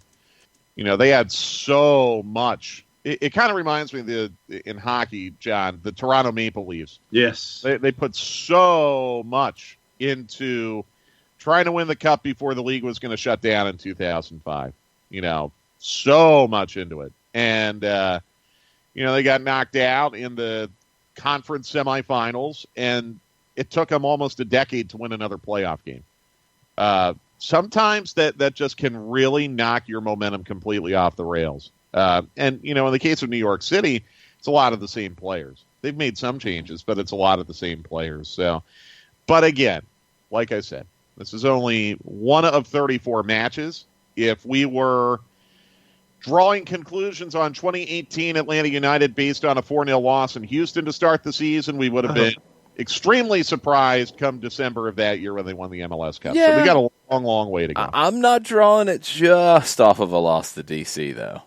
No, I get it. Minnesota would be that for me. If you rule out Minnesota based off their bad loss in week 1, I think you're picking one game. NYC, I think there's been warning bells. Yeah. No. I agree. We'll see. We'll see. I put it to you this way. I don't expect in November to see DC at the top of the table and New York City at last. I don't expect that, but I also don't expect New York City to make the playoffs. No, I think there's going to be a group of teams that are going to be scuffling maybe 2 spots over the line to 2 spots under the line. Totally, yeah. Yeah, absolutely. And I think Miami's going to be in that group. I think maybe DC might be in that group, maybe. I think Cincinnati might be in that group. And I think New York City is going to be in that group. Possibly. Red Bulls could be in that group, too, possibly. Yeah. Yeah, I'm not sure how to feel about them. Yeah, I'm not sold either way yet, either. But, Mike, my next topic was Miami. And I know, once again, it's one of 34. But when you look at what we saw, you got 2 different versions of Miami last weekend. You got the version that got them out to 2-0. Yeah. And then you got the self-immolation version that made it 3-2 by the end. And Chicharito ends up with a double by the time they get out the door. Yeah. Yeah, and on top of it, Miami shouldn't be sitting on 0 points. They should be sitting on -9 as far as I'm concerned. That's another discussion. We've talked about it too, where, where Don Garber has said that there will be sanctions, and we were trying to figure out what an appropriate sanction should be. And Jason said -10, and I would go as far as -15 because of Matuidi playing 15 matches last season. Yeah, I would have to look at how many they won or, what their point total was in those 15. That should be the deduction. I don't think it's going to happen. I think you're looking at really, really heavy fines, maybe a very small points deduction. But is there precedent for points deductions in MLS? No, it's never happened. And that's the thing. Like, there's precedent for points deductions over in Europe and South America. I don't know if they're going to be able to set that precedent. But as far as the match itself on Sunday, it was a fun match to watch. I was entertained. I thought the national TV audience got their money's worth. Quite honestly, it's what the league wants. I mean, you want Chicharito coming up big in big moments if you're the league. Galaxy fans should be pretty pumped up. I don't know what to make of Miami yet. I don't. I think they could be really good. I really do. But it just like Atlanta United, just like DC United, just like so many of these other teams that are adapting to new managers, it might not be completely cohesive right away. I thought Miami might have been a little less organized than I expected on Sunday, but I thought they were respectable until the end. Yeah, I agree with that. The thing about Miami is I just don't think they have enough talent. I think when you compare them to some of the teams that they'll be competing with for that spot, I don't think they have enough talent. I think Cincinnati's a better roster than Miami, to be perfectly honest. With that. I agree with that. I mean, there's quite a few that are better rosters. If they are competing for that spot, then people are going to have to take a very large gulp and give Phil Neville credit for working with a lesser roster, because I just don't think they have enough talent to be a playoff team. At the moment, I agree. However, I think Miami will be a team that'll be really active this summer, don't you? Well, how active can they be? Their designated player spots are locked up. They'll get a sell-on fee for Pellegrini, but not anything that's game-changing. I guess they couldn't, because their designated players are all older and larger dollar figures. So they're going to be limited in the U22 initiative side of things. They can only have one spot there. Yeah. So I don't know how much they could actually do unless they move on from an Higuain or a Matuidi. Well, then they're going to need Higuain and Matuidi to play extremely well. And I'm not buying it. Higuain, I think, can. I think he can fit the way they're going to play. I'm not as convinced of Matuidi in his role in the Miami Heat over a full season. I think he will wilt. Higuain will score goals, and he'll create for others, and he'll be a presence. Matuidi, I think, was a very bad signing. We questioned it last year. When that signing went down, we were skeptical on this show. And then it was, well, he's a TAM signing. Oh, okay. Well, that's a better piece of business. That's really impressive. Turns out he wasn't. So it's not a good piece of business. Now we know the rest of the story. Yes. There you go, Paul Harvey. Yes, we do. I don't know. I just don't think they have a whole lot of room to work with. I think Neville's going to have to get a lot out of this group, and he's going to have to coach up guys like Robbie Robinson, who got a goal. This back line, which is. He's got, I think, better pieces now with Jones and Leardam, the former Sounders on the outsides, but LGP's going to have to be better than he was. He struggled. Well, 32-second yellow card. I was going to say he's going to have to stay on the pitch. Oh, there's that, too.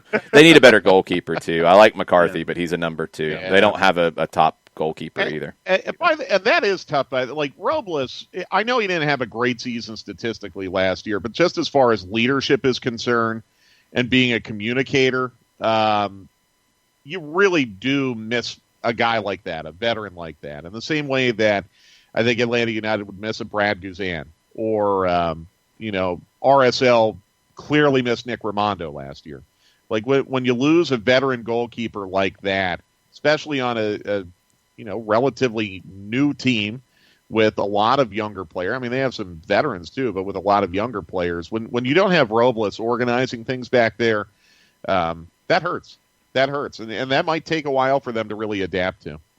Let's go back to Atlanta and Orlando now that we've had some time to digest it. What stood out to you, good or bad? Yeah, I think good. Anton Walks and Miles Robinson. That center back pairing was so good. Now, I'm glad that Miles made Team of the Week. I thought Anton probably should have made it. If I had to pick one, if you look at SofaScore, if you look at who scored, if you look at Opta, if you look at all the metrics, Anton statistically had a very, very strong match. Not that Miles didn't, but Anton statistically, really, really hard to pick just one of those two center backs for Team of the Week. I thought both of them were phenomenal. So that really stood out to me. I think Santi Sosa is I'm running out of adjectives on him. And I think what's really interesting about Sosa is you can see that he's really going to be a very, very key distributor.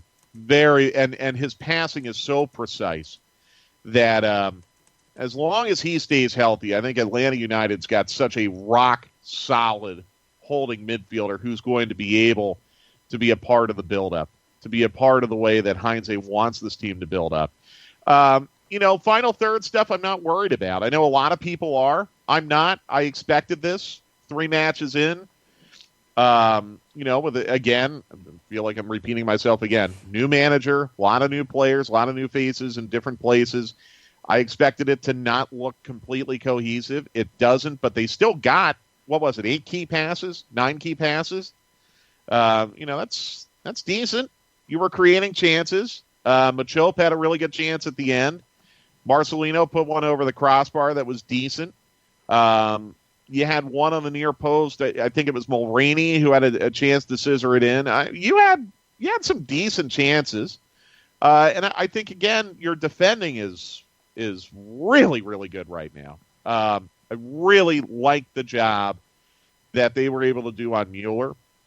I really like the job that they were able to do on Pato. I think Pato was reduced to a lot of throwing his body around in and near the area just because he was frustrated. He was not really given a lot of opportunity to do anything on an individual basis. I thought Nani was kind of dragged into the ground a little bit in frustration. So I was really, really encouraged to see that. You're not going to lose matches if you don't concede goals. So really, really pleased with the way this team is defending right now and confident that the goals are going to come. And maybe it's this Saturday, maybe it's the following Tuesday. I really do feel like the goals are going to come. Getting Joseph 90 minutes fit could be a big key to that. But Joseph also needs service, and Lisandro Lopez needs service. Did Lisandro have a shot on Saturday? I don't believe he did. I don't think he did. So, that kind of goes back to something we were talking about last year when a lot of people were getting on Adam John early in the year. Adam John had, I think, 2 shots the entire season before he scored that stoppage time goal against Orlando. Got to have service. So, but they'll sort all that out. I'm very confident. I'm very pleased with where they are. 2-0-1 in your first 3 competitions, 3rd in the East. A road draw against a team that I think is top 4 in the East. You're going to take that. Last year, that would have been a phenomenal result. I think the expectations might be a little bit higher this year, but let's remember where we were just 5 months ago. Road draw in Orlando is a really good result right now. Well, and with Alan Franco coming online, you're hoping that he can integrate into the starting 11 as quickly as he can. But, once again, Mike, Philadelphia is coming up around the corner twice. Yeah. You've got, Atlanta United in MLS. You've got CONCACAF Champions League. You're having to juggle all this stuff. But once again, having that solid back line and you're getting those early returns, you get to add an Alan Franco to this with all of these matches coming at you fast and furious. Obviously, it's a good sign going forward. Yeah, and I'm glad you brought that up. I wanted to pick your brains on this, guys, because I am really wondering, how is Heinze going to set the team up for Saturday with an eye on Tuesday? Good question. Or is it too early in the season to be thinking about doing some rotation? I would believe you're probably going to be going all in on Tuesday. So do you set up your team on Saturday with that in mind? Yeah, Does that mean that your intent is that Joseph's going to start for you on Tuesday, so he'll be coming off the bench on Saturday? Yep. Does that mean that you want to buy Alan Franco a little bit more time to get comfortable, so you're going to go with Robinson and Walks again as your center backs on Saturday? And by the way, Alan Franco, he's going to have to earn his way onto the starting 11 right now. I mean, you're paying him designated player money, so he's going to play. But Anton Walks has made that a very, very tricky decision for Heinze right now. But do you set your team up with that in mind? Do you maybe think about starting to select Eric Lopez maybe on Saturday with an eye towards Tuesday where you could be maybe a little more reliant on Moreno or Mulroney. And does that mean Jurgen Damm could potentially start? I'm going to be very interested to see how he does this, because part of me thinks, well, wait a minute. It's only April 24th on Saturday. Is it too early to start rotating? I don't think it is. That Saturday to Tuesday turnaround is short. Tough. If it were Saturday to Wednesday, it might be a different conversation. But Saturday to Tuesday is going to be really, really tricky. Yeah, it's short. We've got a couple more minutes. Klaus Schermann is going to join us at 10:30 to talk Libertadores and Copa de la Liga. Teams get into this in their competitions when you're juggling, if it's Copa Libertadores or Champions League, and you do have to start thinking this way, even early. And the way this one falls, this is different. Atlanta's got the home leg first, so you got to go all in on Tuesday against Philly. You can't manage that and then expect to go to Chester and get a win and do what you need to do on the other side. So I actually would go the other way on the center back question. I would want to play Alan Franco here, feeling like Robinson and Walks is my best pairing for Tuesday at the moment. Yeah. Give Franco the league game to let him start to get time and ease in. Does Robinson need the day off? That's a question. Is it Campbell? Is it, we haven't seen DeJohn in a minute. Is it DeJohn? Is it Bauer? Could you see somebody like that play against Chicago? But I'd give Franco the game Saturday night. Sosa's played a lot of hard minutes. Does he need to sit and play Ibarra in that holding midfield role? The outside backs, a lot of minutes for them, but you've got cover there. You've got Ambrose and Ronald Hernandez. I think that's an easy swap. You could go either way. You could go maybe both. You'd love to probably just do one, not both. it's tough. Do you give Dom the game here to try to get him going and get him playing 90 minutes? Because, I don't know if it's he hasn't earned it or what, but, we haven't seen Jurgen Damm consistently yet. No. And well, and by the way, I think that might be more of a credit to Mulroney than could be a statement on Dom. I get the feeling they rate Mulroney very, very highly. Yeah. That goes all the way back to preseason. Yeah, I mean, from what I saw in Birmingham, you saw the relationship early on with Lennon and Mulroney on the right, and they were working fairly well together. But I'm with you, Jason and John. I mean, Ronald Hernandez is going to play at some point. Brooks Lennon has put really hard minutes in. But Brooks Lennon, his endurance, his fitness is almost unassailable right now, so you don't really worry about that. Holding midfield's a question. You're not. I don't think you're going to have Mo Adams back in time for this weekend. Even if you did, I don't know if he's fit. So you could have Ibarra in that mix. There's a lot of different ways he can approach this. But if he comes out with a lineup that's a wee bit rotated on Saturday with all eyes ahead on Tuesday, I'm totally fine with it. Yeah. I think that's what you need to do. You're in a really good spot to, potentially make a semifinal in Champions League. So you have to do what you have to do. 100%. But I'll be very, very curious to see that lineup sheet on Saturday. 100%. And I want to clarify something. Byrne said he disagreed. You don't pay what you did for Alan Franco and put him on the bench. I'm not talking in general. I'm just talking about in the short term because you're focused on the immediacy of it. And if you decide that right now Anton Walks is in rhythm and gives you the better option on Tuesday, then you give Franco the game on Saturday to start to get him going for him ultimately to be the guy. Because, you paid the money for him to be the guy. He is going to have to earn it, and he's going to have to show that he is the guy, and he should because he's at that level. You look at the two, and Alan Franco should be paired with Miles Robinson on paper. But that's on paper, and he hasn't played yet. So give him the league game, get him going, and start to build it up. That's kind of where I'm at.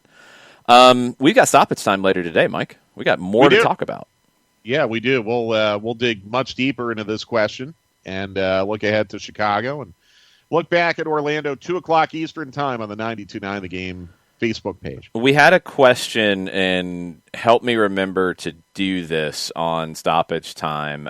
Shiva mentioned it after I was on with Dukes and Bell on Monday, and I was talking about the differences and the similarities between De Boer's ideal way of playing and Heinze's. And she requested the whiteboard. Okay, or the tactics board. I like that. Yeah. That'll be informative for all of us. So, Shiva, we'll see you at 2 o'clock, and everyone else at 2 o'clock. Cool. Mike, thank you. And I'll actually see you before that, but we'll see everybody at 2 o'clock. I'll talk to you in an hour, Jason. And John, that's the best read I've ever heard. Yes. Awesome job. Thank you. See you guys. Thanks, Mike. All right, we're going to swap out, make a substitution. Gracious. We're going to go down to South America and talk to our good friend Klaus Schermann from Paramount Plus, calling the games from Argentina in the Copa de la Liga, and also always has a keen eye on everything going on in the Copa Libertadores, which got underway yesterday. The Copa Sudamericana got underway yesterday as well. It's a very busy time in the world of soccer, even if you're not following the Super League and all of that madness. The Super League. Yes. Even if you're not following that, you've got plenty of other things to talk about. And we're getting Klaus up on the screen for you. Klaus, can you hear us? I can hear you guys. Good morning. Excellent. Jason, John, everything good? There you are. We are good. We've been digging way too deep into this madness from Europe for far too long, and we needed to get a break from it because it's driving us all crazy. So we have the madness from South America to talk about. Yes, we do. Yes, we do. A lot of things are kicking off this week in South America. As you guys know, the Copa Libertadores group stages definitely kicked off this week. Yesterday, a lot of weird, let me just put the word out there, weird results, upsetting results for some teams. You have Always Ready beating Internacional. Juan Arango was actually calling that game last night. Really interesting game.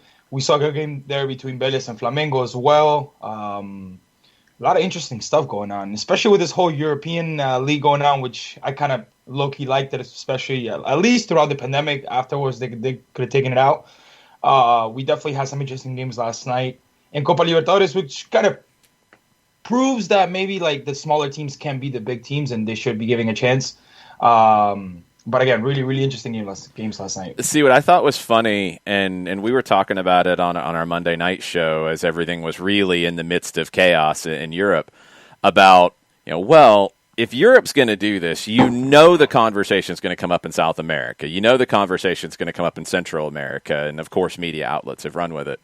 The Libertadores is structured so differently than the Champions League, with your big two leagues of Argentina and Brazil getting, I think it's 6 guaranteed spots, and then they each have 7 this time around because of Palmeiras winning the Libertadores last year and Defensa winning the Sudamericana.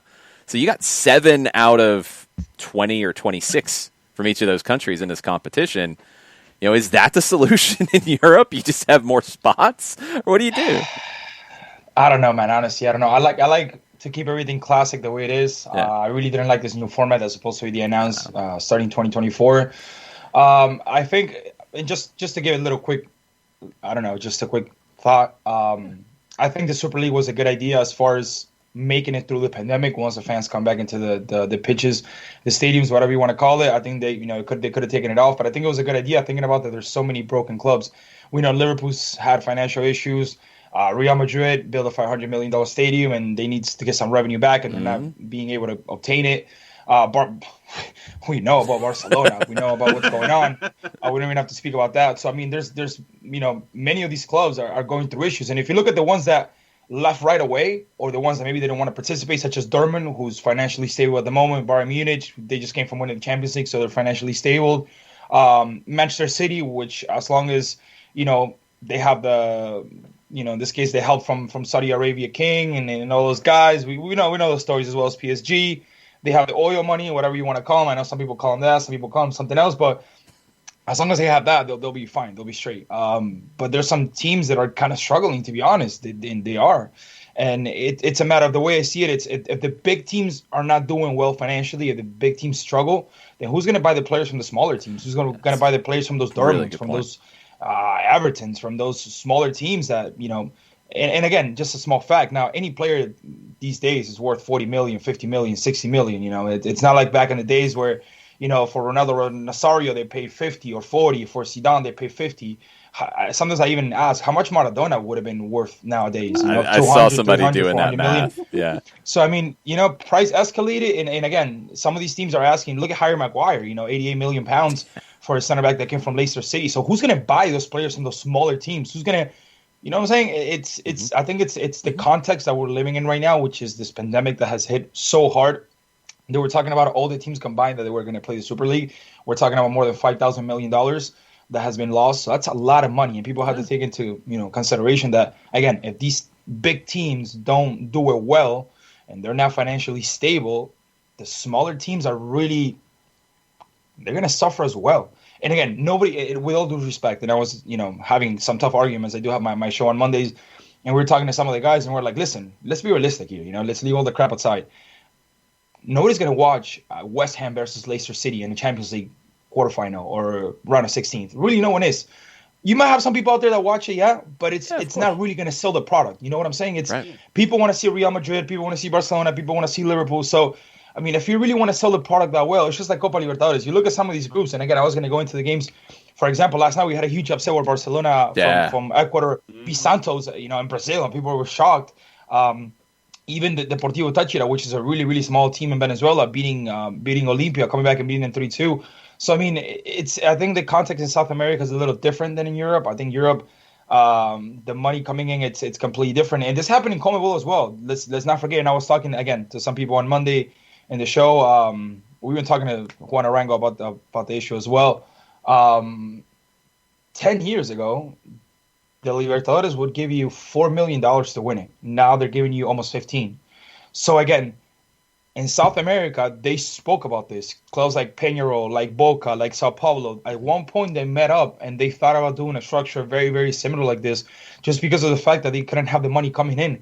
Think about it. You're playing the Copa Libertadores, and just by making it to the final, you were only getting $3 million. By winning it, you were getting $4 million. So it's like a lot of things have changed in the CONMEBOL too. And Yeah. I just think it's funny that as soon as all this happened, now Champions League and UEFA decided to, you know what, let's go ahead and get more money out. Let's go ahead and create a bigger budget Yeah. because the teams need it. You know what I'm saying? So it's kind of like, it was like a quick knock on the door. I'm going to be honest with you. I think this will eventually happen at one point, in my opinion. In some it will way. definitely happen. Yeah, I agree. But I think people just got confused. Football's for the fans. Football, and I think it has nothing to do with the fact that football's for the fans. We all know that football's for the fans, but when you have, a World Cup ticket for a round of 16 for a quarterfinal going for $1,500, $2,000, don't tell me that football's just for the fans. When you have people dying in Qatar building stadiums for the next World Cup, don't tell me that football's just for the fans. Football's for the fans whenever you want football to be for the fans. This racism thing going on in Europe and all over the world, how come they didn't act as much as they did with all this stuff going on, all this revolt from UEFA and FIFA? How come they don't use that towards racism and act the same way? It's whenever some pockets are being touched from some big guys out there, it's the revolt is big, and I think that's exactly what happened there. But to move into Copa Libertadores, again, another upset too. Argentinos Juniors, a team that I've been calling a couple of times already in the Argentine League, beating Nacional from Uruguay 2-0. Nacional had the debut of Andrés D'Alessandro, the former River Plate, the former San Lorenzo, the former Internacional de Porto Alegre. So again, so far, we've seen some crazy activity. Always Ready, a team from Bolivia, beating Internacional 2-0. We said, Deportivo Táchira beating Olimpia, Argentinos Juniors beating Nacional, Barcelona beating Santos. And then that beautiful game, man, Vélez Sarsfield against Flamengo, two South American champions going at each other. It was just beautiful. Which one do you think's the bigger upset? I was sticking with Barcelona and Santos, watching most of that, but Argentinos over Nacional, I don't think many people saw that one coming. I'm going to be honest with you. I think the most impressive one was Always Ready. Really? We're talking about a team that, from Bolivia, that it's now one of the strongest ones. And again, speaking about the strongest will play tonight against Boca Juniors. But it's from Bolivia, you have Bolivar, which is, one of the top ones, as well as, the strongest, who's always been there. You had San Jose in a couple of years back-to-back getting themselves. But we're talking about Always Ready kind of making their, I think, if I'm not mistaken, it might be their first or second participation in the Copa Libertadores history. Also, Deportivo Táchira, a team from Venezuela. We talked about the context in Venezuela, what's going on with the money as far as the dollar and the economic part. And again, it's a huge upset against a team that, Olimpia, it's one of the big ones of the continent, 3 Copa Libertadores for them in their history. So again, I think the biggest upsets were those two. Again, I'm not surprised about Barcelona. Keep your eye on them for this Copa Libertadores, because I think they're going to do good things. In Argentinos Juniors, I've seen what they can do in Copa de la Liga. I've seen them last week against San Lorenzo. I saw them coming back from that two-man deficit game that they were losing 2-1, coming back 3-2 against Arsenal a couple of weeks ago. I think it was actually the first week that we started with this Paramount Plus with the Argentine League. So again, not really surprised about Argentinos. They have players like Avalos, who's been improving insanely. A player that actually played in Peñarol, which is the biggest rival from Nacional, and actually got to score on them last night. But that's a different story. But they have players like Gabriel Auche, like Elias Gomez, like Quintana. Even the keeper, Lucas Chavez, I think is a really good goalkeeper. So again, they have a squad that they can actually compete, in my opinion. It was just funny. I talk to a lot of people in Uruguay. Sometimes, I communicate with players. Sometimes I interview players from there, and I know people. And it was just funny because some of the Nacional guys were actually cheering when they heard that Argentinos Juniors was going to be in their group. I don't think they were cheering last night, to be honest, John. Jason. Well, and now when you look at last night, you had 3 underdogs win, 3 favorites win, and you also had 19 goals scored in the 6 matches. So then let me give you this 2-part question. Did the amount of offense surprise you last night with what we saw, and did the number of upsets last night of the 6 surprise you at all? Well, I think both, to be honest. Copa Libertadores is usually a tournament where we do see a lot of goals. I do have to say that. But I mean, again, Sao Paulo beating Sporting Cristal 3-0, that's not really a surprise. They beat them away. Sporting Cristal is from Peru, not really having the best season. I don't think they're going to have a really good Copa Libertadores. Actually, I think in their group they might be last, in the last spot. But, I mean, that game between Vélez Sarsfield and Flamengo, that's this... It's kind of a throwback. I don't know if you guys ever saw that famous punch from that Vélez player, the 2-time punch. First, it's like a slap. The Flamengo player slaps him. It's back in the 90s. Yeah. And then it ended as a whole fight. And it was kind of a replay of that game, to be honest. It was kind of fun. It's really 2 good teams, honestly. And we know how many fans Flamengo carries. How many people they carry right behind him. And Vélez, again, a very historic team in Argentina. Beautiful game. Honestly, the upsets that really surprised me, I'm not really surprised about Barcelona and Santos. Again, Barcelona has got a couple of interesting players for this season. let's not forget that Santos lost a couple of players, and also they qualified through phase 3 of the Copa Libertadores. They didn't go directly into the group stage. Not only that, but that game with San Lorenzo, the second leg of the third phase, it was really, really tight. And again, I said it, I think San Lorenzo lost that qualification at home when they lost 3-1, because really in Brazil, if it would have been for the keeper, João Paulo, I'm going to be honest with you, San Lorenzo could have definitely taken that game and they definitely could have qualified through. So I'm not really surprised about that one. But again, Internacional losing to a team like Always Ready, with all due respect, we know that Bolivian soccer is not that strong. And again, Deportivo Táchira beating a team like Olimpia that it's always up there, at least getting themselves into group stages and at least always or most of the times qualifying through at least the round of 16th really, really surprised me. That home field advantage in Bolivia is something that I think we always kind of zero in on, and you got it again tonight with Boca going to face the strongest. And I know Tevez did not make the trip for Boca, and people are freaking out about that a little bit. Do you think Boca gets upset here tonight by the strongest? It could happen, to be honest, and that's a really difficult group if we kind of think about it. They have Barcelona there, and again, the group already. And I was talking to Francisco Abreu. He's part of our crew in Paramount Plus, and he's he writes for Boca Juniors. He was actually writing a segment for the Copa Libertadores website for Boca Juniors. He covers them a little bit, and the group already started with an upset, which is nobody thought that Santos was going to lose those 3 points at home against Barcelona. So now it's like Santos is going to have to come out and try to get those 3 points back that they lost at home against another team. So again, the group already started the way it wasn't supposed to start.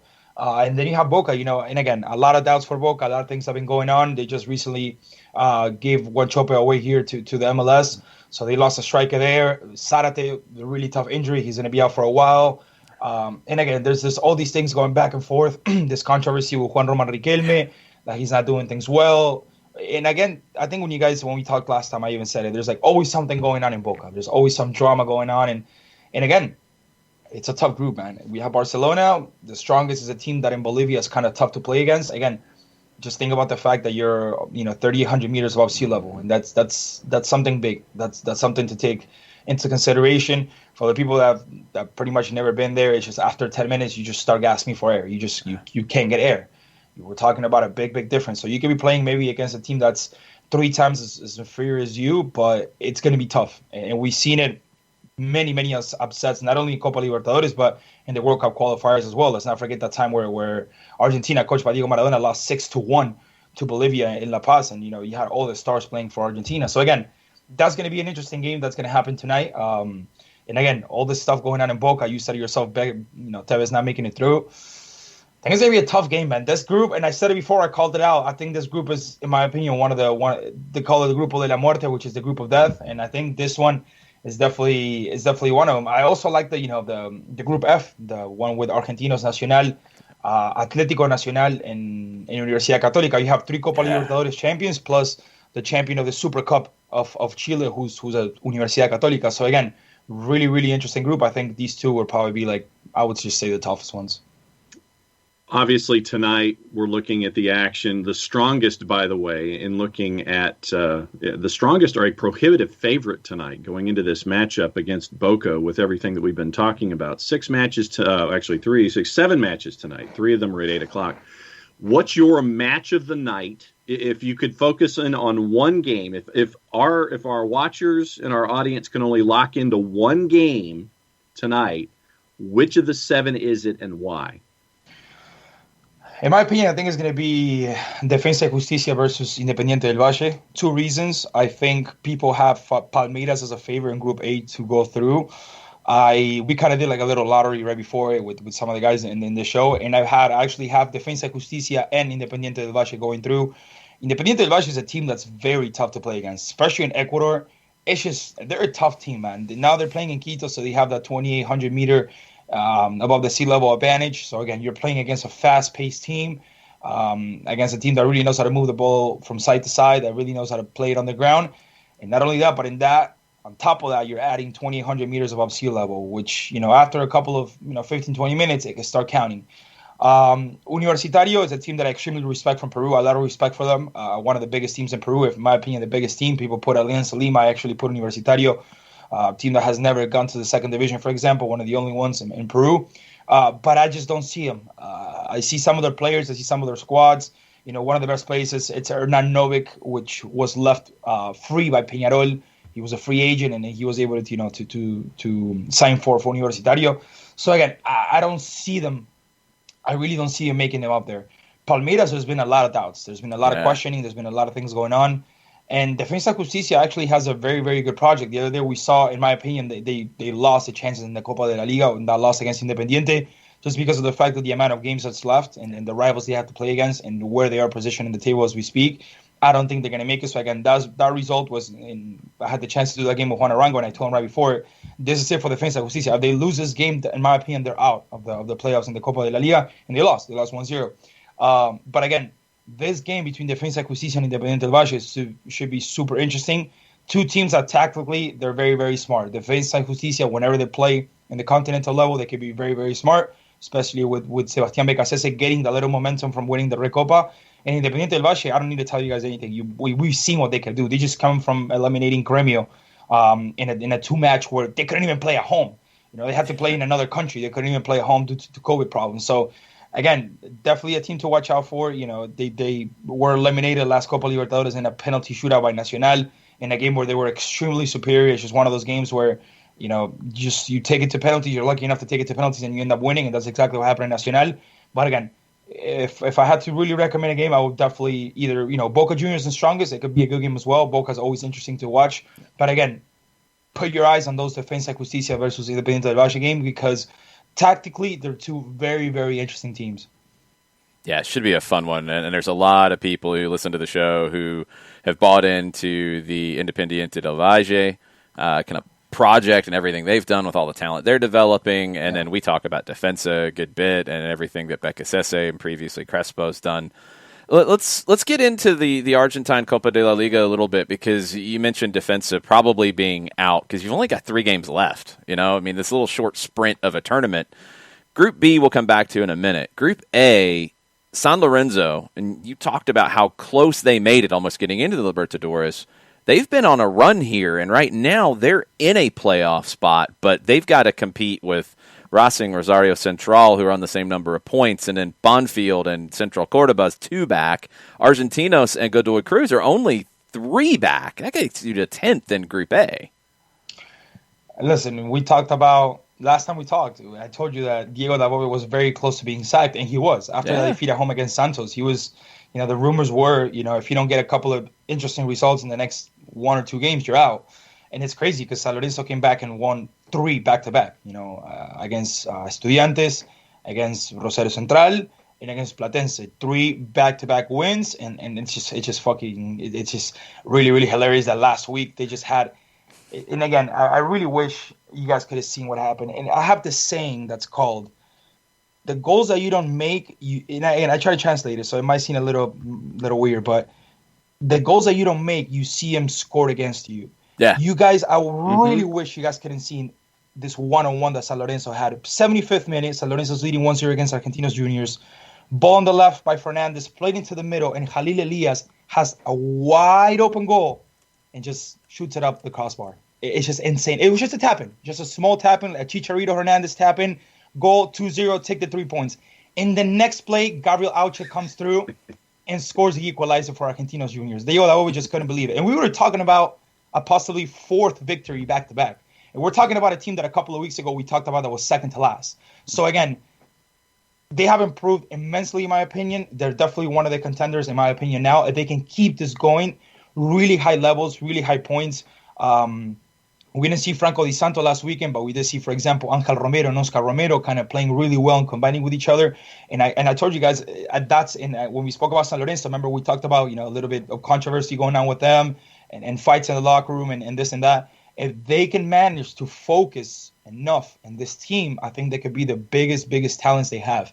There are 2 really, really interesting players. There's high points from Gaby Rojas. There's high points for Nicolás Fernández. We know what Franco Di Santo can do. So again, interesting team that if they can keep this momentum, and again, I don't have a problem saying I'm wrong. We can all go ahead and give our predictions, and we can be wrong. But if this team can manage to keep this momentum going, such as players like Gino Peruzzi, Gaby Rojas, Jose De Vecchi, the keeper as well, Alejandro Donati, who's just been crazy offensively and defensively as well. If they can keep the momentum going through, I think they might be one of the actual contenders to take this Copa de la Liga if they can keep this going. Let's not forget, too, that San Lorenzo will be participating this week in Copa Sudamericana since they lost that that game with Santos. The kind of like a reward, like the second reward, like the loser's reward, what they call them is that they get sent to Copa Sudamericana. So they're going to be in that Group A along with Rosario Central. So that's something that they're also going to be keeping their eye on is, continental participation. But again, a team of San Lorenzo that has really, really, really, really come up the last couple of weeks. They've improved immensely, and there's really high points. As I just said, Gabi Rojas really playing on the right back, being interesting, coming through the attack constantly. Gino Peruzzi as well, a player that maybe a year or 2 years ago was just forgotten about. He got sent to loan to Nacional de Montevideo, barely played there, came back. They were thinking about loaning him somewhere else. He ended up getting a starting spot, and now he's an actual starter. So definitely something to look out for. Estudiantes also coming up in a derby against Gimnasia de la Plata, which I had a chance to narrate.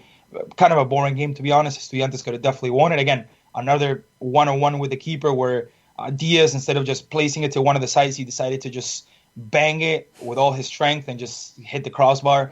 But Estudiantes should have definitely won that game. Gimnasia playing with a man deficit for like at least 30 minutes within the second half. And again, it's just so beautiful that, and I said it, I think Colón has already been in. I think that nobody's going to take him down. But we have River in second spot with 18 points. Between River and, Godoy Cruz, who's 10th, there's only 6 points difference. And we have 9 to play for. So, again, it's just so interesting. It's just so interesting, in my opinion. It's just this Group A, I think, is just really interesting. And now you have Argentinos Juniors getting themselves in there as well. Yeah. So, again, anything can happen. Anything can happen. Group B is a little different. I do think I see the positions are very tight up top between Boca and Lanús. Maybe I don't think Unión is going to make it through. We talked about Defensa y Justicia. I don't think they're going to make it through. So again, I think in that Group A is going to be between Vélez, who in my opinion is already in, and you have Boca, Independiente, Talleres, and Lanús. Those 5 teams fighting for 4 spots. So I think it's a little easier. It might be a little easier to predict, but in Group A, everything is just on fire. Yeah, all right. So since you've already opened the door on Group B, I mean, you look at Independiente, who's lost 3 of their last 5, even though they won last time out. You've got you don't know which Teixeira's team you're going to get, although they're not losing. It's either win, draw, win, draw. They're up and down their last 5. But then you look past Teixeira's, and it's the worst possible time, I think, to start any kind of a losing streak because the 5 teams underneath Teixeira's, last time out of the blocks, Lanús, loss. Unión de Santa Fe, loss. Defensa, loss. Huracan, loss. Tucumán, loss. You can't have that kind of a run start right now, considering in Group B, you're looking at 2 through 9 separated by 4 points here in the home stretch. Yeah, that's definitely. Look at Lanús, a team that was really, really solid 2-3 weeks ago, and they got 2 back-to-back defeats against Sarmiento and against Huracan. 2 teams that look at Sarmiento, they're in 12th position. Huracan was out there in 10th. So again, Lanús also been hit with a couple of COVID cases. A lot of teams, and at one point the discussion came into the table last week where they were thinking about suspending the Copa de la Liga at least for a week or 2 because the COVID cases just started coming out of nowhere. But again, Lanús, one of the teams that we kind of saw already qualified already through, suffering 2 back-to-back defeats, and now they're no longer in the qualification spots. We have Independiente getting those 3 very important points against Defensa y Justicia. After 3 games without being able to obtain the 3 points, they're finally able to get the win with a header from Barreto. Boca, who lost 2 weeks ago against Unión, who this week lost against Talleres 3-0, managed to go ahead and get the win against Atlético Tucumán, a tough team always to play against. So again, everything is just, it's just so unpredictable. And that's the beauty. We talked about it before about the beauty of this league. It's just the fact that it's just so unpredictable. Anything can happen. And again, a team like Lanús, who seemed really, really strong and really, really good, they only had 2 defeats within the whole tournament. Now they lost 2 back-to-back games. So again, anything can happen. It's just it's going to be interesting, definitely, to see what happens. Unión playing really well at home, but every time they have to travel or play in away, they suffer, they lose. So it's you look at News had only 2 points 3 weeks ago. Now they have 10, which in my opinion they're still out. There's no chance for them. If I'm saying Defensa y Justicia with 12, they're out. I think News as well, but it's just something to look out for. That anything can happen. The momentums can change. The moments within the teams can change as well. A team that was really, really strong 2 weeks ago could just crumble, and just fall apart.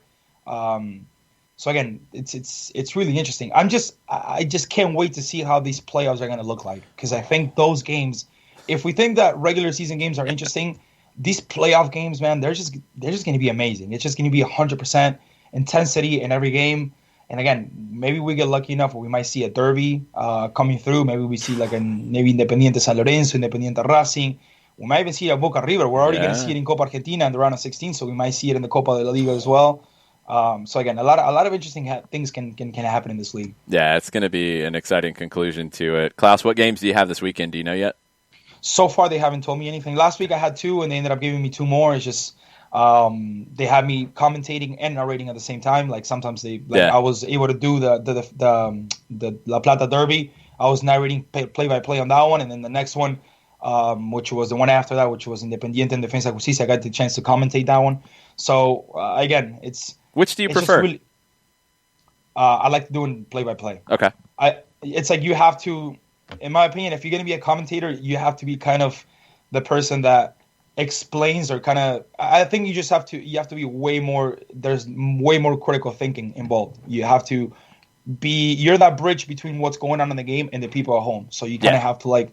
Sometimes I like to, when there's certain like plays and we could definitely see the lineups within the field, because it's easier to say, oh, this team plays with a 4-3-3 or 4-3-1-2, but to see it in the field when they're playing, I think that's an interesting thing. So again, sometimes I like to be very, very graphical and explain to people, look, this player, there's a projection from look at the fullbacks running back and forth, look at the midfielders dropping back, the 2 midfielders and playing back as center backs and allowing the center backs to kind of like push up a little bit. So I feel like there's a lot of more critical thinking involved when you're a commentator, because you do have to explain many, many things. When you're a play-by-play guy, you're just pretty much just narrating what you're seeing in the field. So it's a little easier. Yeah, it's a different mindset. I've done both, but I'm the opposite. I've done more on the color or the commentary side of it as opposed to play-by-play. And it is like a completely different personality you have to do it, because you're just thinking differently.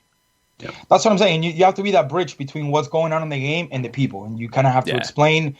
When there's a tactical change. The other day, for example, Bellas, when they play against Atletico Tucumán, they did a tactical switch where they went from playing with 4 in the back to playing with 3, and you kind of have to point that out and see where the other player stands and look at. Like I said, if I'm going to be a commentator, like I really want to tell people exactly what's going on and try to be as graphic as possible. So again, my opinion, I think it requires a little more critical thinking. Well, Klaus, we could go for like 5 more hours, but unfortunately we don't have the time to today. So let's get back with you next week, though, as we get into the Argentine season kind of coming to a conclusion. The Libertadores, like that's what's crazy about the South American schedule is we've got 3 games left in Argentina. You've got some leagues that are just getting started with the new competitions. You've got Libertadores, which is going to be a total sprint with hardly any time off, like midweek games all the time. 96 games in 37 days. It's so you can imagine how much that's going to be. It's chaos. Yeah. So you got to rest up. People are telling me on the Twitch pitch that they can smell the cafecito from hearing you talk, which is very cool. And they love your T-shirt, by the way. They love the shirt. Thank you. I appreciate it. Thank you. I actually have the very similar one to the one you have, the Netherlands one. Oh yeah. From the 80s. Yeah, it's very, very similar. I actually like to collect those old-time jerseys. I love this company, Retros y Rarezas, out of El Salvador, who does like kind of reprints of jerseys. They do some really good stuff. The one thing I was going to ask you guys, what's the critic out there for Inter Miami? We talked about it earlier. I'm not a fan of it. I just want to put it out there. I'm not a fan of Inter Miami. I'm actually I don't want to say a fan, but I'm a big guy of LAFC. Okay. I've been to the games and I know some of their people out there. Right. But you're based in Miami, so you're going to be around that conversation a lot. From what I saw, and I didn't get to study the game as much as I would have liked to, but I've said it from day one. We talked about it earlier. I don't think they have a talented enough roster to really be a contender. I just don't think they're good enough. Has nothing to do with Neville, has nothing to do with anything else. I think their defense is incredibly suspect, and I don't trust the goalkeeper. I don't know if Matuidi's going to be able to hold up over a whole season in this league. I think he's going to wilt. I think Higuain will be fine. I think he'll get double-digit goals and he'll get production. Morgan's great.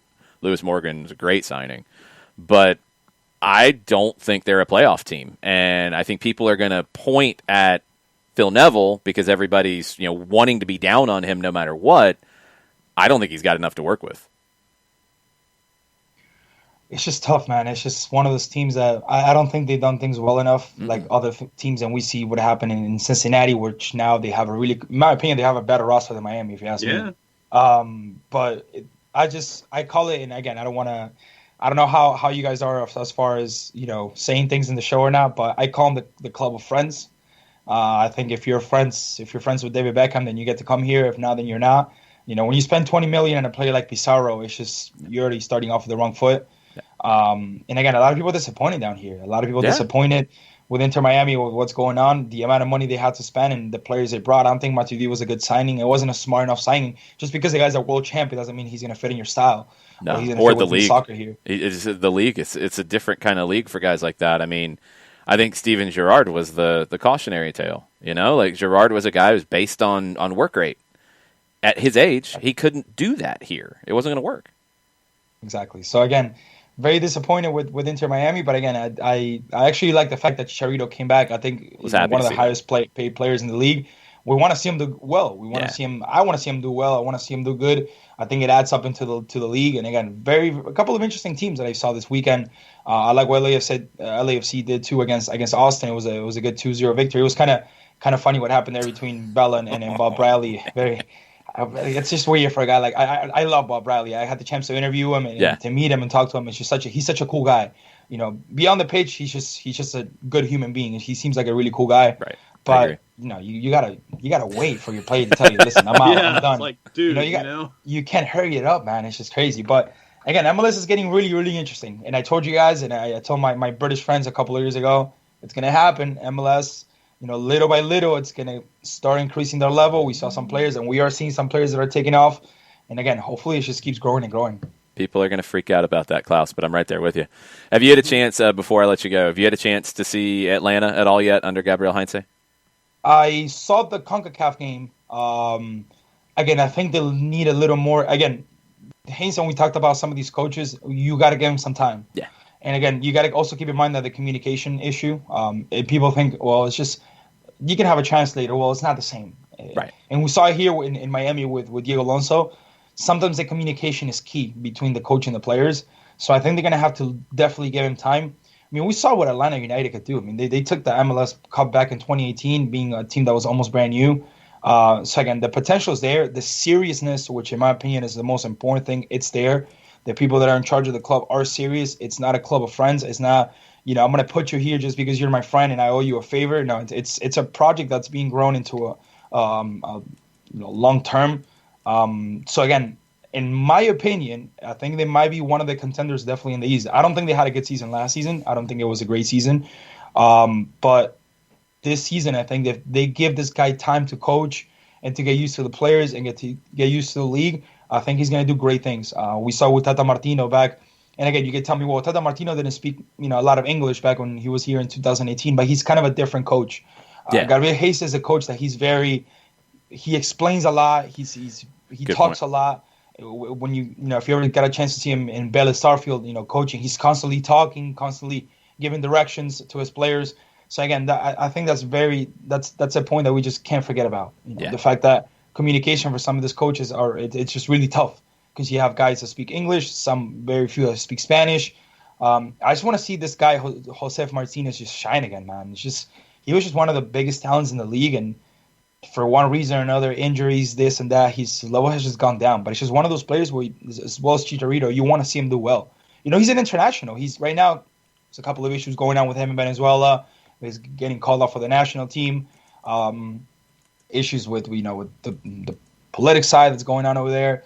But I think it's one of those players, one of those international players that you have to protect. And again, the league has to protect this product. The league has to protect its Higuaíns, its Matuidis, its Chicharito Hernandez, it's Jose Martinez. Because if they do well, the attention is just going to keep coming from everywhere, and the eyes are going to be placed within the league. So again, as the product, I think these players, if they do good, the league is going to do good. And again, you have a Nashville fan out there or maybe an Inter Miami, and they're going to be, I don't care how Jose Martinez does. I hope he does bad because I don't want him to do good. I want my team to. Well, I understand that, but at the same time, you got to look at the product itself, and you got to look at how the league is growing. And having these guys have good performances definitely gives the league a plus, definitely. 100%. Klaus, thank you so much for your time. Next week, same time, same place? Whenever you guys want, always available. Awesome. Well, let's book it. Next week, we will talk to you about more Libertadores and Week 11 in Argentina. Thanks. Have a good week and have a good call on whatever games you end up on. We'll do so. Thank you so much, guys. John, Jason, take care. See you, Klaus. Bye-bye. Klaus German from Paramount Plus. Make sure you're following him, Klaus German _ on Twitter. Unfortunately, we do have to go. I've got other work, other me's, as John would say, that I've got to jump on.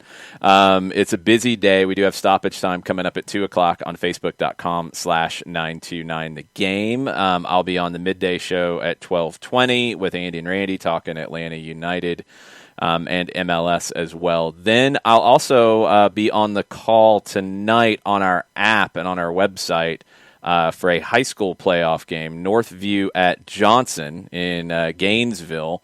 Been trying to hook up with the Northview crew for a while. Great program they've got building, and you're not able to travel and get as many people in the stands as easily. So they asked me if I could call the game for them for people who aren't going to be able to go.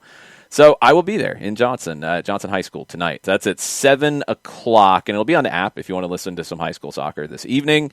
We'll be back tomorrow with more, because there will be more to talk about, because there always is. And we can debate everything about how MLS is the Super League or the Super League is MLS or whatever you want to get into tomorrow. We'll also start to get ready for the weekend of things. We'll talk to Nico Moreno tomorrow from the Seattle area to talk about the Western Conference. So busy, busy times. Thanks for hanging out with us. Thanks for all the conversation this morning. Mucha plata, y'all. Much plot, yeah.